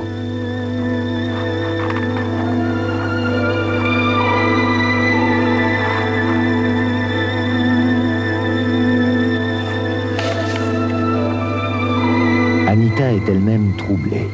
Ce n'est plus Andrea qui parle, mais un certain Gigi Rosani, que personne dans l'Assemblée ne connaît. Il demande qu'on contacte sa famille. Il y a eu une interruption dans nos conversations avec l'au-delà de la part d'un certain Gigi Rosani, qui nous demandait de saluer 5 membres de sa famille. Nous avons demandé à qui nous avions affaire. Andrea nous a expliqué qu'il s'agissait d'une âme arrivée depuis peu. Qui est donc ce Gigi Rosani? Lino cherche en vain dans l'annuaire de Trieste. Il n'y a personne sous ce nom, et Lino ne peut donc rien faire. C'est le lendemain, en lisant le journal, qu'il comprendra. Luigi Rosani Rosanque, surnommé Gigi, est mort la veille, et quelques instants après, il a envoyé son message à Anita. Ils ont donc appris la mort de Gigi 12 heures avant que son avis de décès ne paraisse dans le journal. Les mois passent, et partout en Italie, on raconte l'histoire de ce père qui dialogue avec son fils au-delà de la mort. Lino a recueilli assez de renseignements dans les messages d'Andrea pour commencer à rechercher son corps. Il aurait été jeté dans le Pô, près du parc Valentino à Turin. 3 radiesthésistes milanais font également des recherches et arrivent aux mêmes conclusions. Le corps devrait se trouver sous l'eau, coincé dans les racines, au pied d'un énorme pin. Des photographies sous-marines sont faites. Anita, sur les indications d'Andrea, trace le contour de son corps. Lino fait part de ses recherches à la police, qui décide d'envoyer des plongeurs pour explorer cette partie du fleuve. On retrouve le morceau d'un pantalon d'une longueur surprenante. C'est un bout de pantalon, on dirait une jambe. Un morceau de pantalon a été trouvé par les plongeurs après les recherches dans le Pô. Ce morceau correspondait parfaitement à une personne qui mesure 1,97 m, comme mon fils. Malgré tous les efforts déployés, le corps d'Andrea ne sera jamais retrouvé.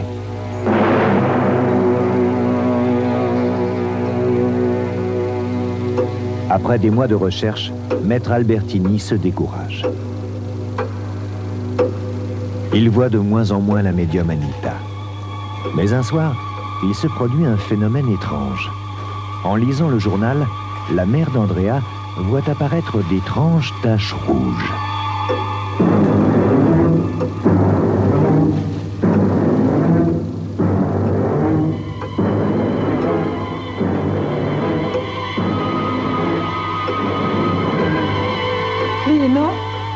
Affolée, elle appelle son mari. La tache semble s'agrandir et pourtant elle ne laisse aucune trace sur ses doigts. Lino, surpris, vérifie que sa femme ne s'est pas coupée. Cette tache de sang est inexplicable. Serait-ce Andrea qui se manifeste à nouveau? À un certain moment, Andrea m'a dit « Papa, je suis né et mort pour remplir une mission, faire connaître aux hommes l'existence de l'au-delà, afin de les convaincre de l'existence du royaume de Dieu. »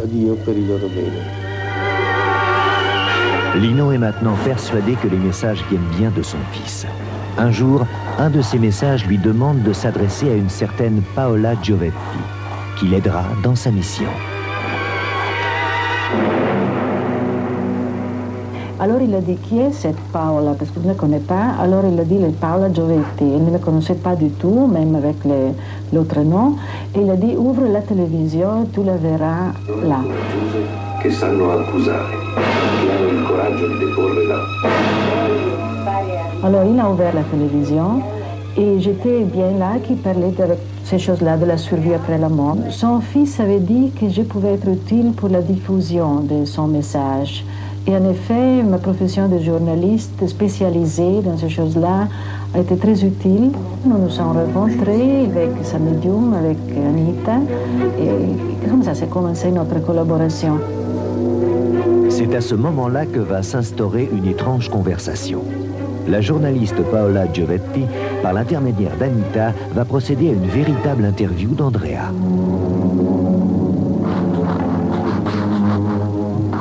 Ce que Andrea a dit à travers la médium était à peu près la même chose qui m'ont raconté tous ces gens qui ont été près de la mort. C'est une dimension faite d'amour, de lumière, et presque tout voit un tunnel qu'il faut traverser pour rejoindre cette lumière qui est à la fin du tunnel.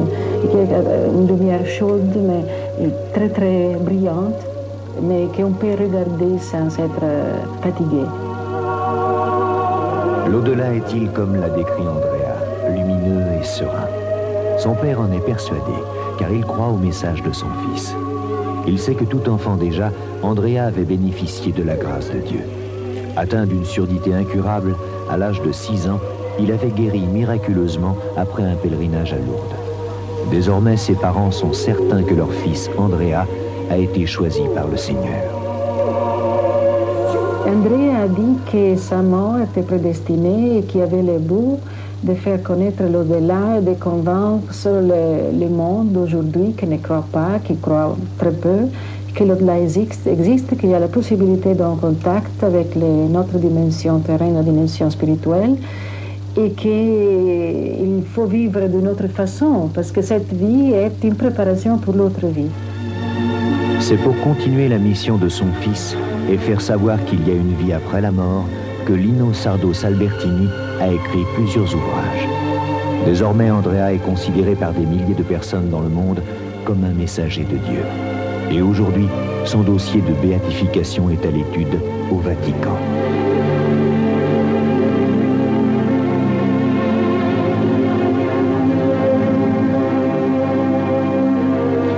Paola Giovetti, merci d'avoir rejoint Paris depuis votre Italie.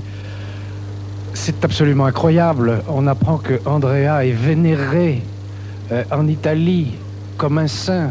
C'est certainement une chose extraordinaire, mais je peux dire qu'en Italie, il y a beaucoup de monde qui sont convaincus d'avoir reçu des grâces par l'intermédiation d'Andrea.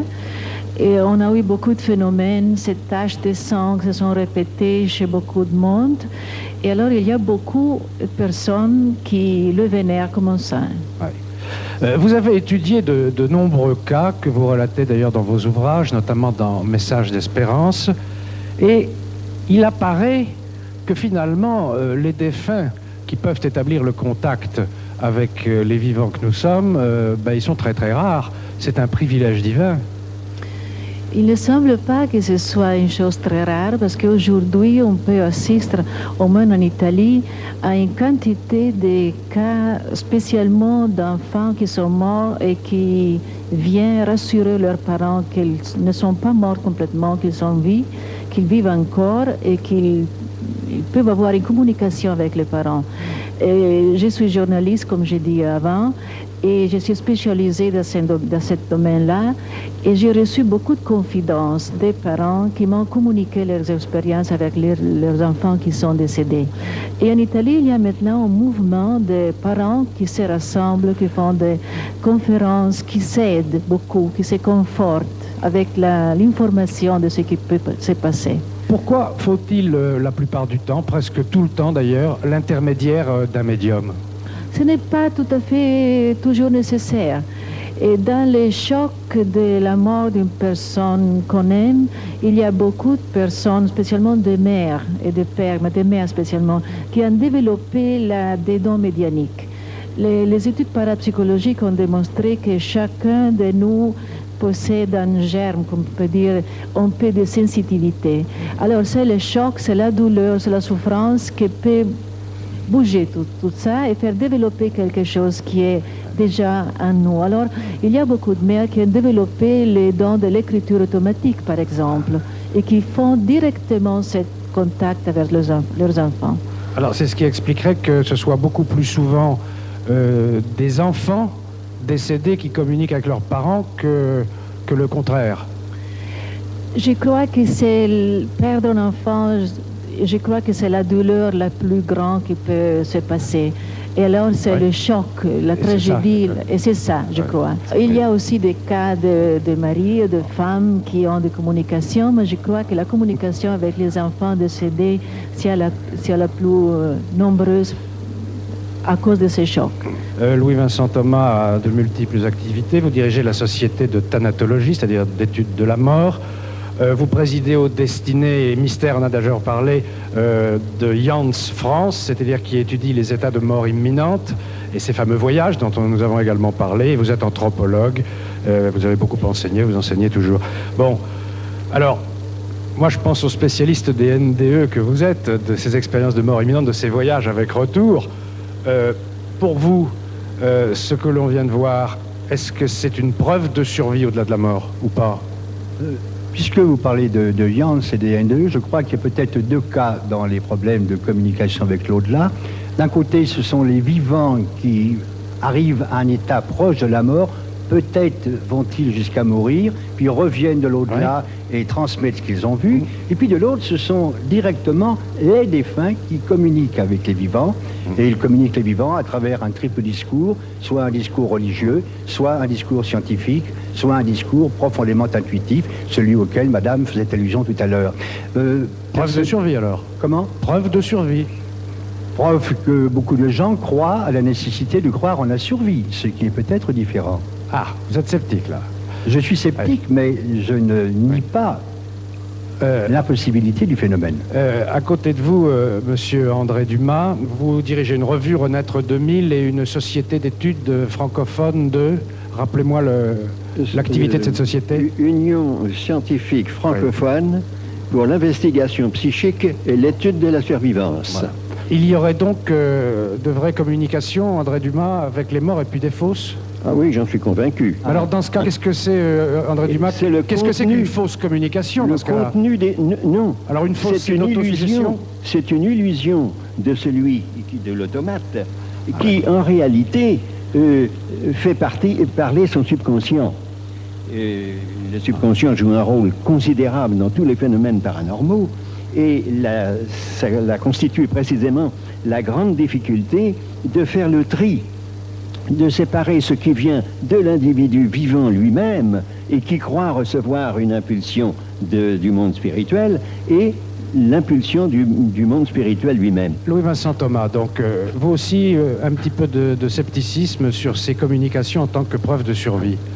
En tant que preuve de survie, je serais plutôt très sceptique, mais je crois qu'il y a un certain nombre de personnes qui ont un besoin absolu d'une part peut-être pour réaliser leur deuil, pour croire à la survie de l'être aimé et en même temps à la sienne, de penser que les morts ne sont pas définitivement morts, qu'ils existent quelque part, généralement sous une forme autre avec un corps sublimé par exemple, et en même temps qu'ils peuvent, soit spontanément, soit à notre demande, nous communiquer quelques messages. Vous venez de nous expliquer que le désir de retrouver l'être aimé est tel qu'à travers une image... Je ne dis pas que les morts n'existent plus, n'existent pas,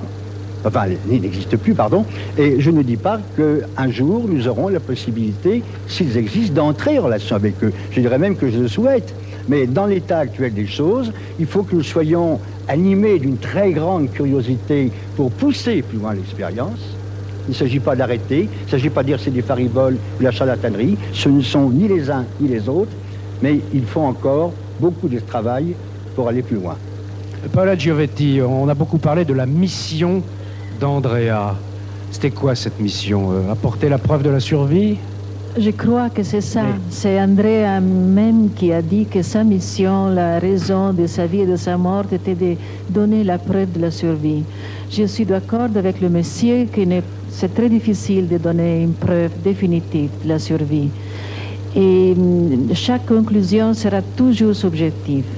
En fait, il faut regarder le contenu du message, il faut regarder le phénomène, il faut considérer cas pour cas. On ne peut pas généraliser, c'est très difficile, c'est un champ très délicat.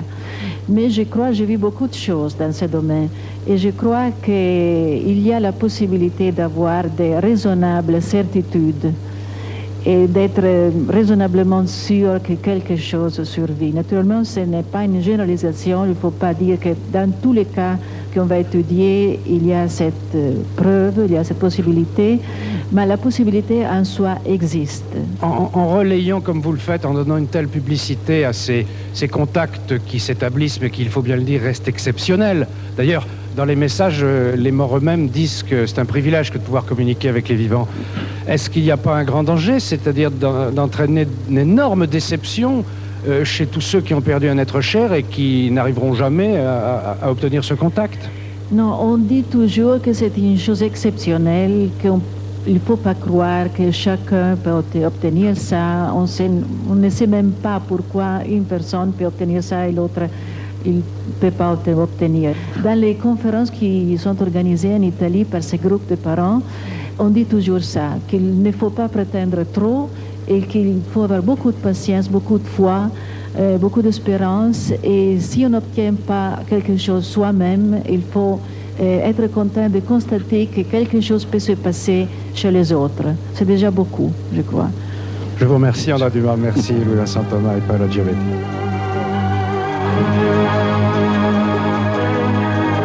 À propos des ovnis, c'est-à-dire des objets volants non identifiés et de leur origine, j'imagine que vous vous êtes posé naturellement un jour la question de savoir si on nous disait vraiment tout, si on ne nous cachait rien. Après tout, pourquoi est-ce qu'il n'existerait pas, de par le monde, des dossiers secrets, des découvertes très importantes, tenues soigneusement secrètes? Eh bien, vous allez voir ce que l'on apprend quand l'un de ces dossiers secrets sort et que les témoins se mettent à parler. Ça s'est passé aux États-Unis.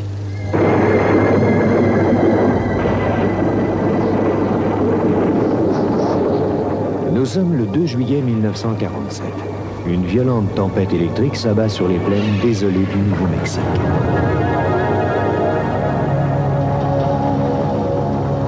Ce soir-là, Mac Brazel entend un coup de tonnerre qui semble différent des précédents. L'histoire raconte que Mac Brazel a cru entendre un crash énorme pendant la tempête. Mac ne savait pas si l'orage en était la cause, mais d'après son fils, il est parti le lendemain vérifier quels champs avaient été les plus arrosés. Il voulait y déplacer les troupeaux parce que l'herbe devait y être meilleure. Pendant qu'il marchait pour vérifier l'humidité du sol, il a trouvé un champ couvert de débris, tout près de son ranch.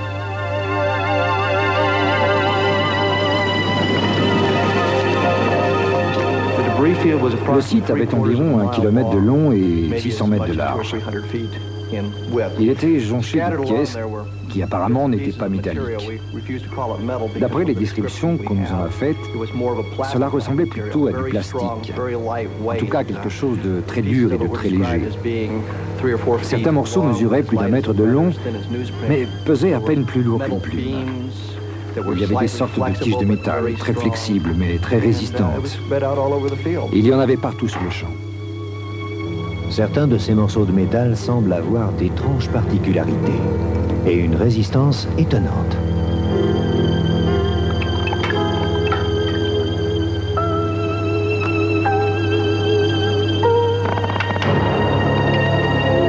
Mac Brazel se demande quel genre d'appareil a bien pu s'écraser dans son champ.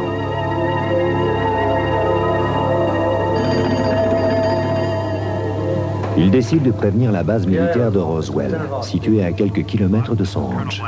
Puis, Mac prend sa camionnette et va voir ses plus proches voisins, Floyd et Loretta Proctor, qui vivent à une quinzaine de kilomètres de chez lui. Il leur montre un échantillon de ce qu'il a trouvé sur son champ. Floyd est intrigué. Ça ne ressemble ni à du bois, ni à du métal. On en a apporté un petit morceau. Ça ressemblait à du bois. Et mon mari a essayé de le couper et de le brûler. Et ça ne s'est pas brisé et ça n'a pas brûlé. C'est un drôle de truc, ça. Aujourd'hui, je dirais que c'était du plastique. Mais à cette époque, il n'y avait pas de plastique. Et je pensais que c'était une sorte de bois très léger.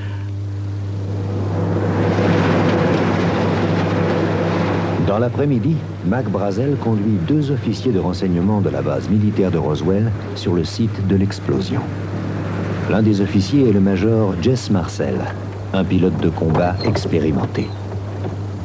Il y avait des débris sur l'ensemble d'une surface qui faisait environ 1 kilomètre de long et 2 kilomètres de large. On a commencé à ramasser les morceaux. J'ai essayé d'en plier un, mais ça n'a pas marché. Puis j'ai essayé de le brûler et ça n'a pas marché non plus. Et en plus, ça ne pesait rien, c'était mince comme une feuille d'aluminium. Alors ensuite, on a essayé de le briser avec une masse de plusieurs dizaines de kilos, mais sans résultat. Je connaissais bien l'état des recherches militaires et je savais que ce n'était ni un ballon météo, ni un avion, ni un missile. C'était quelque chose d'autre que nous ne connaissions pas.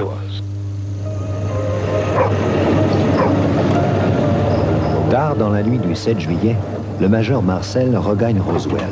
Il remplit le coffre de sa voiture avec quelques-uns des débris étranges qu'il a trouvés sur le ranch. Mais avant d'aller à la base militaire, il décide de passer chez lui pour montrer sa découverte à sa famille.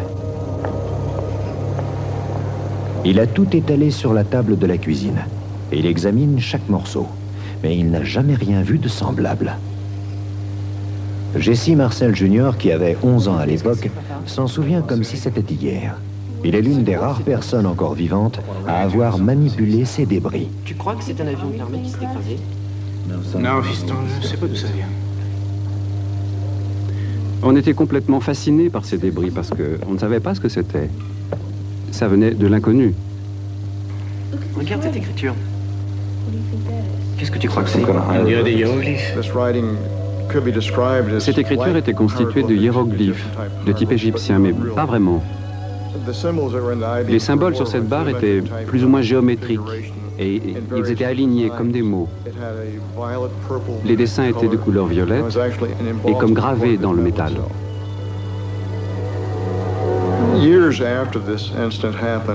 Des années après cet événement, je me souviens qu'on discutait encore entre nous de ce que pouvaient être ces objets. Et je pense, enfin, on en a conclu que ça ne pouvait pas venir de la Terre. Le lendemain, tous les débris du ranch de Brazel ont été récupérés par l'armée et le site a été complètement nettoyé. Mais au même moment, lors d'un repérage aérien, l'armée a découvert un deuxième objet à quelques centaines de mètres du ranch. Une sorte de disque de métal argenté, couché sur le sol.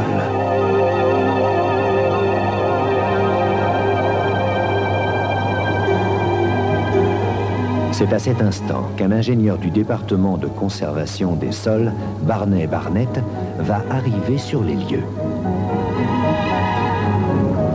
Barney Barnett de Socorro au Nouveau-Mexique est mort en 1969. C'est peut-être le premier homme à avoir trouvé la véritable preuve qu'il existe d'autres formes de vie dans notre univers. Barney était un gars bien, ce qu'on appelle un honnête homme. C'est pourquoi j'ai été très surpris quand il m'a raconté l'histoire de cet engin écrasé. Il m'a dit qu'il était arrivé près du vaisseau pendant la journée. C'était ovale, ça ressemblait à une soucoupe comme on les décrit en général. L'engin s'était écrasé et s'était ouvert.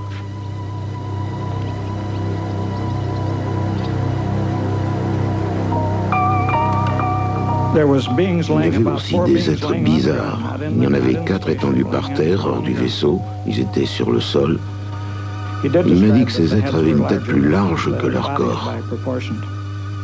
Et qu'ils portaient des vêtements étranges qui ne ressemblaient pas du tout aux vêtements spatiaux qu'on peut voir aujourd'hui. Les 4 corps étaient couchés par terre et ils étaient éparpillés près de l'objet.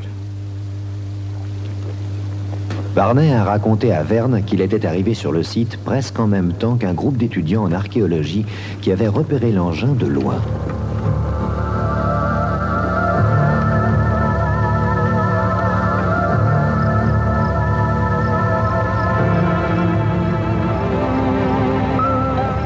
Les militaires alertés par l'hélicoptère qui avait fait le repérage aérien sont arrivés trop tard sur les lieux pour en protéger l'accès. Sergent, dégagez ces civils et faites-les venir ici tout de suite. Barney Barnett et les étudiants avaient eu le temps d'examiner l'engin et de voir ses occupants. Quand l'armée est arrivée, elle a tout de suite fait évacuer les gens du site. Et les militaires leur ont interdit de parler de ce qu'ils avaient vu. Et à partir de ce moment-là, Barney n'en a jamais parlé à personne. Jusqu'au jour où il me l'a dit. Il a été impossible de retrouver les membres de l'équipe archéologique. Cependant, même si l'histoire de Barnett nous a été rapportée par une tierce personne, pour beaucoup, il s'agit d'un témoignage trop précis et trop détaillé pour que ce soit un récit imaginaire.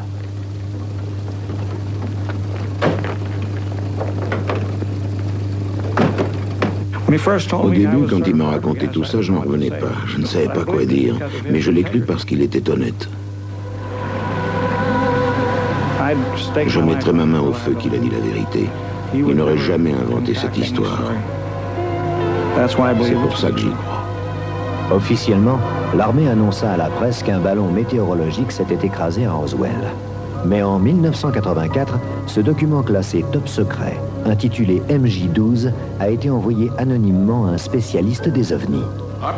L'opération Majestic 12, ou MJ-12 comme on l'appelle, était un groupe de 12 personnes désignées par le président pour traiter le dossier Roswell et tous les problèmes afférents. Comment cet engin fonctionnait, d'où venaient ces êtres, comment obtenir plus d'informations, comment on pouvait analyser l'épave, les corps, etc. Enfin, s'il fallait en informer le public et le faire savoir. Si le mémo MJ-12 est un document vrai, et si nous croyons les autres témoignages, alors nous devons nous poser cette extraordinaire question. Le gouvernement américain a-t-il en 1947 trouvé la preuve qu'il existe d'autres formes de vie en dehors de l'atmosphère terrestre?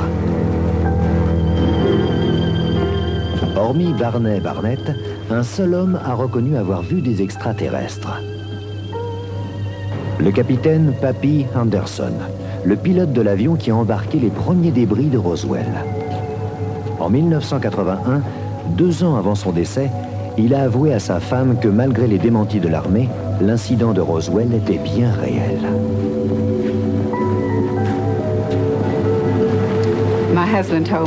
Mon mari m'a dit que les corps étaient petits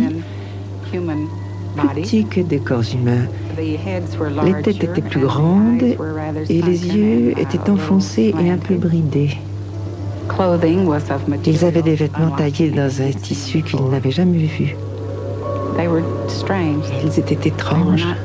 Ils ne venaient pas de la Terre.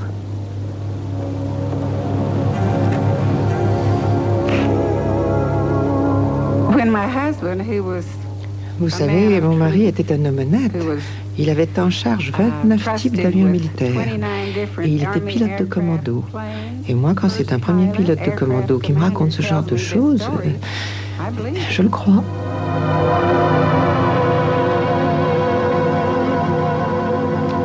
Si c'est vrai, c'est l'événement le plus incroyable du XXe siècle, et probablement du millénaire.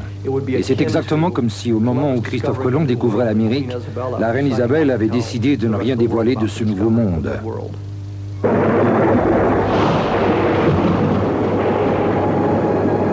45 ans ont passé depuis cette chaude nuit d'été, quand une violente tempête s'est abattue sur le ranch de Mac Brazel. Les militaires ont déclaré que les débris trouvés sur ces terres désolées étaient ceux d'un ballon météo en perdition. Mais les témoins qui ont vu et manipulé ces débris ne sont pas d'accord.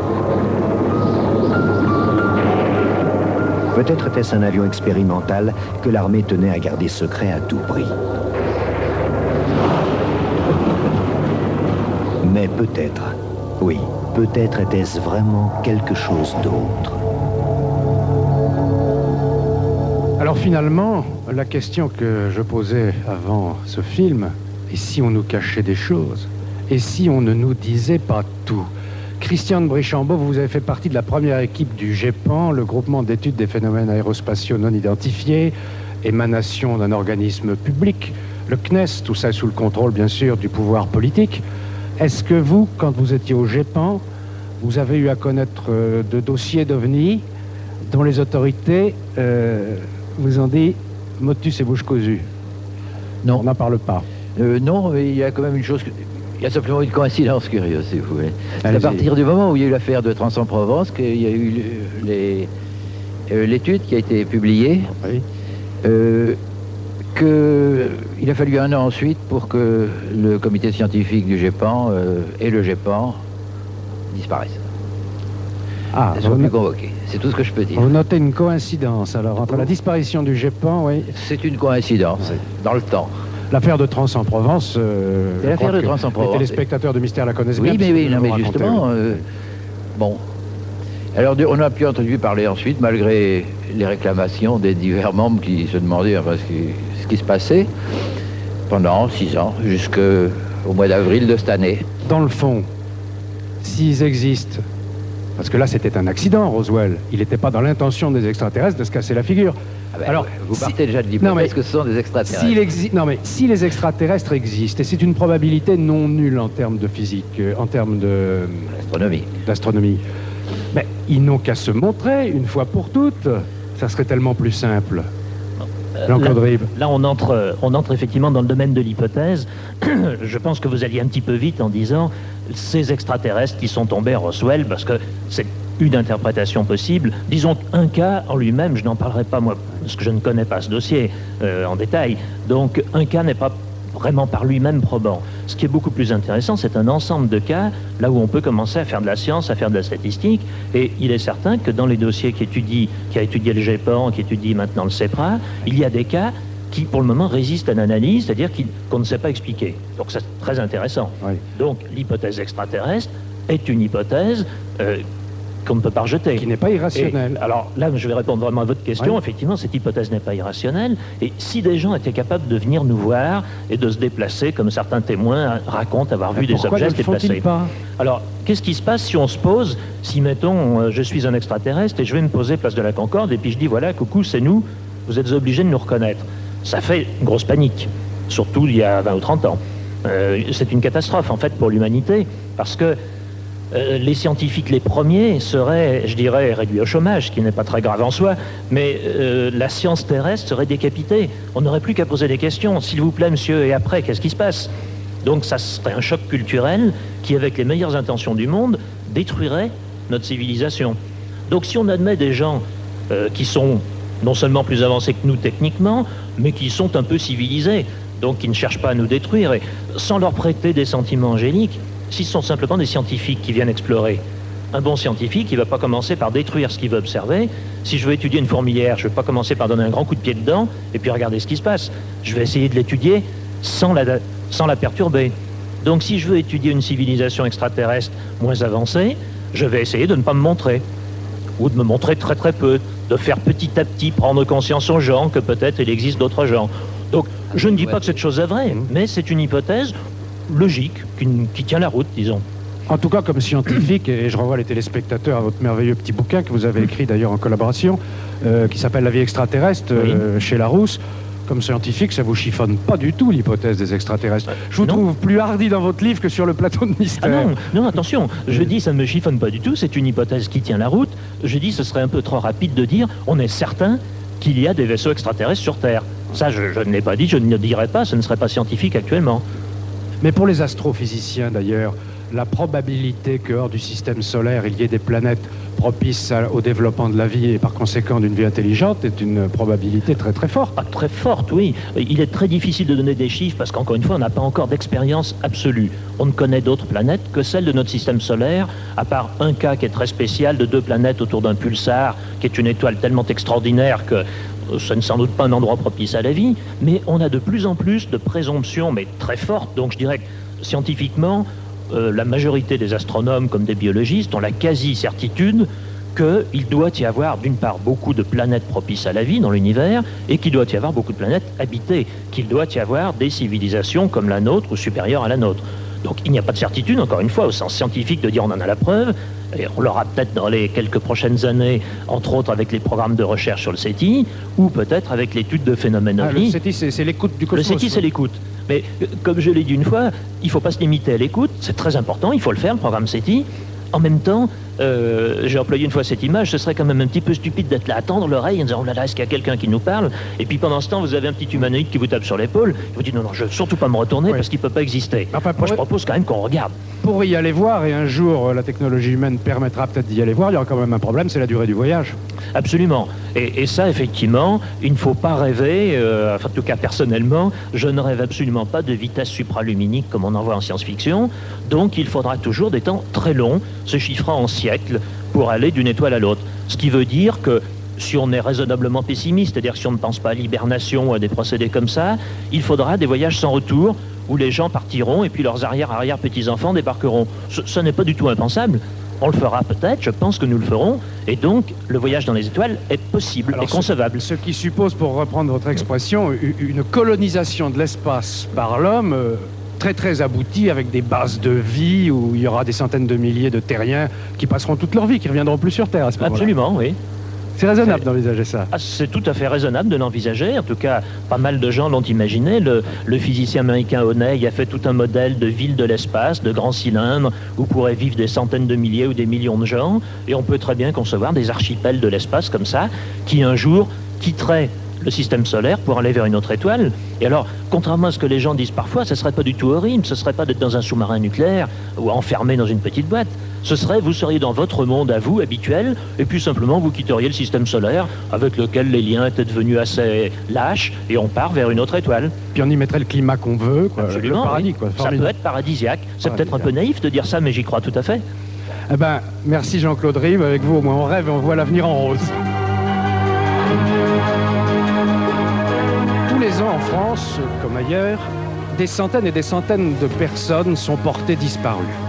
C'est en général la gendarmerie qui s'occupe de les rechercher, avec tous les moyens, bien sûr, qui sont à sa disposition, mais il arrive, hélas, que ces recherches, quelquefois, ne donnent aucun résultat. Alors il arrive fréquemment, et beaucoup plus souvent qu'on ne le croit, que les gendarmes fassent appel alors à un radiesthésiste. Regardez.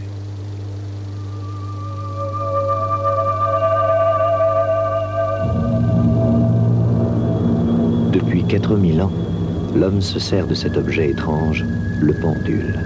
Instrument magique dans l'ancienne Égypte, il décidait l'emplacement des pyramides et des tombeaux. Comme la baguette de sourcier, le pendule fait appel à la radiesthésie, la science de ressentir les vibrations à distance. D'où vient ce pouvoir mystérieux? Ni le diable ni le bon Dieu ont rien à voir vraiment dans la radiesthésie. La radiesthésie, c'est tout simplement un être qui exploite cette science, qui est sensible à certaines ondes. Ces ondes sont-elles magnétiques, électromagnétiques, micromagnétiques? Ça, je ne le sais pas.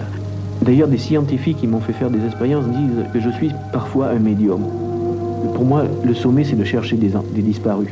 Je pense que dans la radiesthésie, c'est le sommet du métier. Bon, chercher des bagues ou des objets perdus, ça ne m'intéresse absolument pas. En 1982, dans le massif du Vercors, au cœur des gorges de la Bourne, la camionnette du foyer auberge de Saint-Égrève emmène 4 de ses pensionnaires en excursion. Les jeunes gens sont très excités à l'idée de visiter les grottes de Choranche. Pour Alain, qui est sourd et muet, cette sortie est une fête. Catherine, leur éducatrice, connaît bien le site et elle est heureuse de le leur faire découvrir. Ils attendaient cela depuis si longtemps.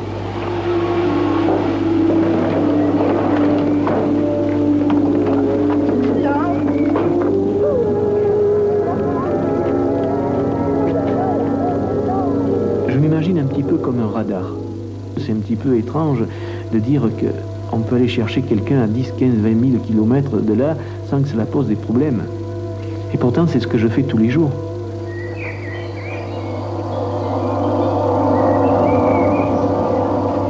Bonjour, c'est le groupe. Vous voulez visiter la grotte? Ouais. Combien de personnes? On vous attend là. Attendez-nous là-bas, 5 personnes. Voilà pour 5.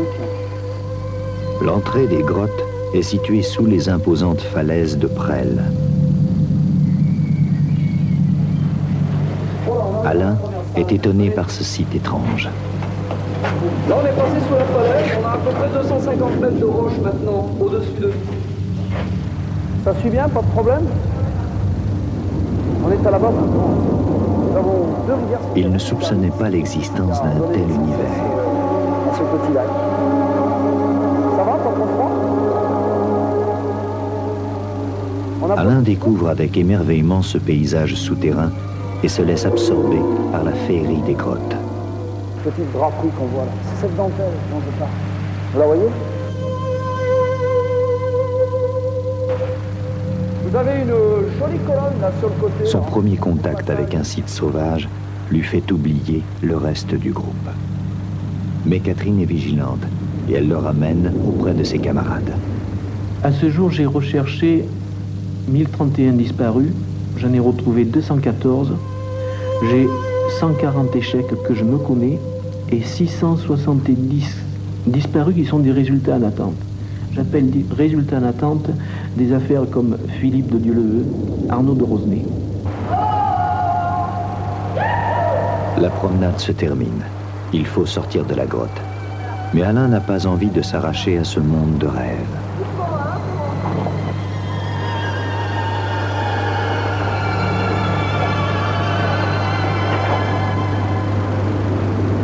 Pour retourner au parking, ils doivent suivre un chemin très escarpé. Et pour Florence, avec ses béquilles, ce n'est pas facile.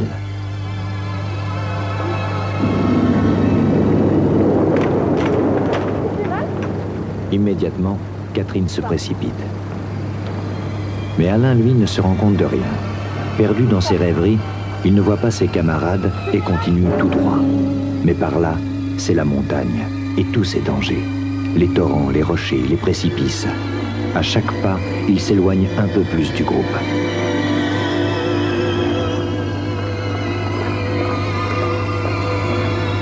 Puis soudain, c'est la panique. Jamais de sa vie il ne s'est retrouvé seul, perdu, abandonné peut-être. Et où il est, Alain? Alain a peur, il n'entend rien. Et surtout, il ne peut pas crier au secours. Catherine est affolée de ne plus voir Alain. Elle revient sur ses pas. Où peut-il être? Elle est inquiète. Elle le sait si vulnérable. Il faut vite trouver de l'aide. Bonjour, vous êtes le directeur de la grotte? Oui. Vous avez un groupe de 5 personnes, ils sont des muets, donc je vais rentrer. Moi, je m'occupe de ce site depuis 25 ans, c'est aussi une partie de ma vie, et chaque fois qu'il s'y passe quelque chose de dramatique, je me sens complètement responsable. Terrorisé, Alain se sent en danger. Il veut rejoindre les autres, mais il s'enfonce encore plus loin dans la forêt. Cette personne handicapée, on peut passer à côté, et on a pu passer à côté à la limite 5-6 fois sans le voir, dès l'instant où il ne manifestait pas de bruit. Alain ne se rend pas compte qu'il s'éloigne de plus en plus. Il est perdu dans ce dédale d'arbres et de rochers.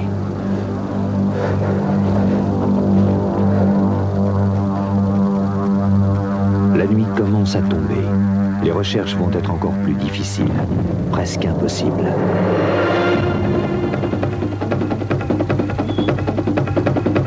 Pourtant, les pompiers et les gendarmes décident de continuer. Tout le monde se mobilise. On organise les premières battues.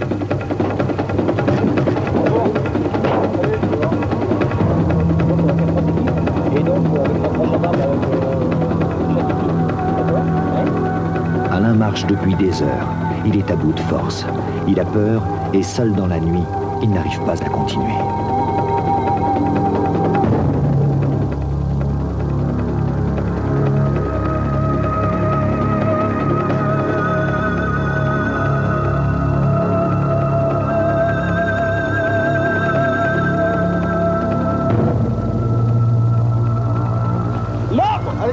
À cause du brouillard, les secours ont beaucoup de mal à progresser. Continuer serait trop dangereux. Il faut arrêter. Le lendemain matin, les recherches reprennent. Tous les moyens sont mis en œuvre.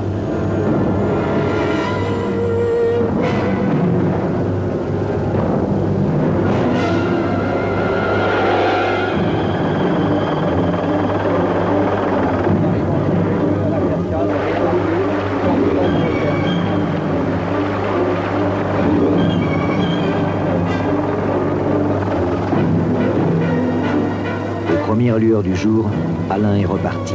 Et soudain, l'espoir. Il voit un hélicoptère.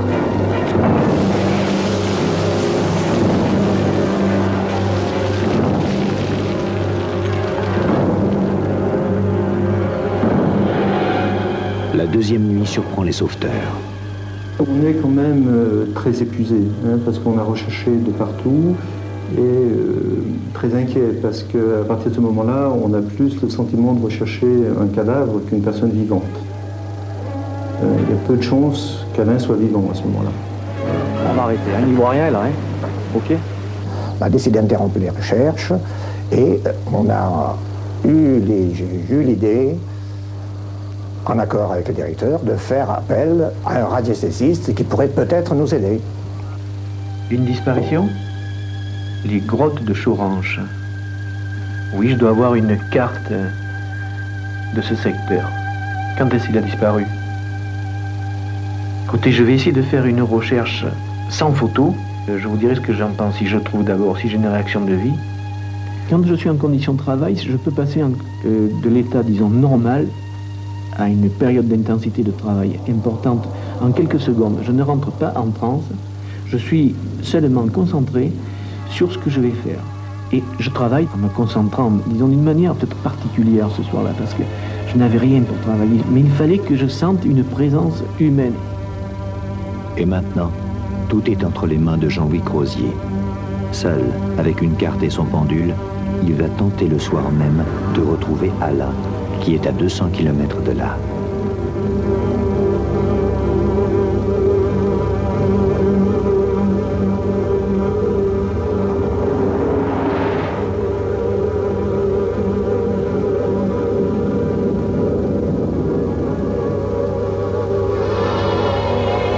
Très vite, le pendule réagit.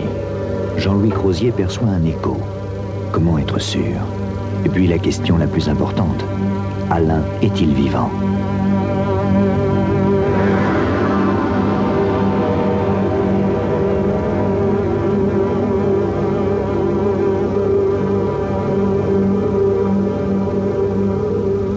Il y a quelque chose en moi qui se produit que je passe dans un état second. On a envie de sentir le disparu, de le saisir, en somme, de dire, on a presque envie de le guider d'une certaine manière. Le lendemain matin, pour l'aider dans ses recherches, le directeur du foyer d'Alain fait porter au radiesthésiste une photo du disparu.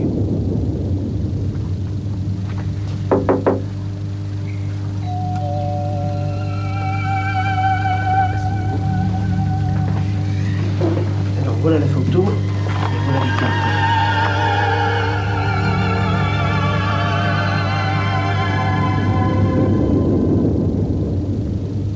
Le pendule réagit de nouveau et il indique le même emplacement que la veille. Va-t-on enfin retrouver Alain, qui a disparu depuis 2 jours et 2 nuits?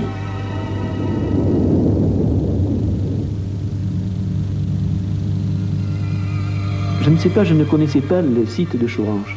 Mais je pourrais dire, je crois que je pouvais presque le voir d'une certaine manière. Mon point était un point très précis. Sans photo, j'avais trouvé ce point. Avec la photo, je trouve ce point. Je dis, pas d'autre endroit possible pour moi où il puisse se trouver. Au pied de la falaise, entre les deux ruisseaux. Je vous tiens au courant, monsieur Condier, et je vous remercie. Immédiatement, les secours suivent les indications de Jean-Louis Crozier et se rendent dans le périmètre qu'il leur a indiqué. Un endroit très difficilement accessible qu'ils n'avaient pas exploré.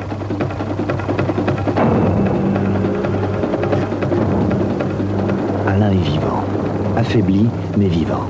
Et c'est exactement à l'endroit indiqué par le pendule qu'on l'a retrouvé.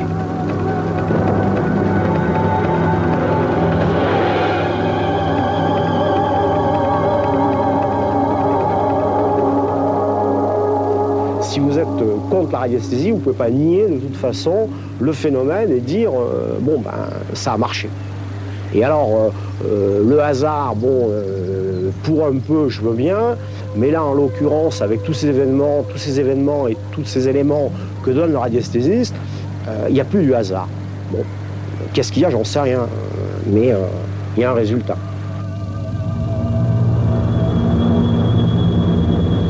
Le disparu a été retrouvé à l'endroit que j'avais indiqué. Je crois que la chance, c'est peut-être une façon de voir les choses, mais surtout, je crois qu'il faut avoir envie de chercher les disparus, il faut avoir envie de s'occuper des autres.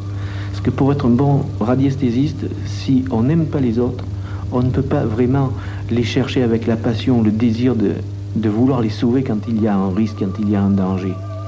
Quelle force mystérieuse a permis à Jean-Louis Crozier d'entrer en contact avec Alain? Comment expliquer qu'à 200 km de distance, grâce à cet objet étrange, il ait pu déterminer l'endroit précis où se trouvait le disparu? Voilà, cette émission de mystère est terminée, mais ne nous quittez pas tout de suite, j'ai quelques petites informations pratiques à vous donner. D'abord, ceux d'entre vous qui désirent assister à l'émission Mystère, je les renvoie au 3615 code TF1.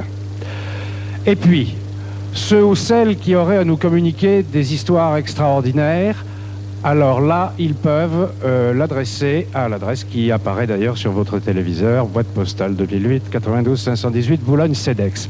Enfin, faites bien attention. Peut-être vous souvenez-vous l'année dernière d'une opération qui s'appelait Pièce jaune soleil. Eh bien, TF1, cette année encore, s'associe à cette campagne. De quoi s'agit-il ? Il vous est demandé de rassembler toutes vos pièces jaunes qui ne servent pas à grand-chose, les pièces de 10 centimes, de 20 centimes, de 5 centimes aussi. Vous les rassemblez et à partir du 25 janvier jusqu'au 30 janvier, vous allez les porter à votre poste. Toutes ces pièces seront rassemblées et cet argent, l'argent ainsi réuni, servira à améliorer l'accueil et l'environnement des enfants dans les hôpitaux de France. Beaucoup de petites pièces jaunes, ça peut faire beaucoup d'argent. L'année dernière, TF1 s'était également associé à cette opération.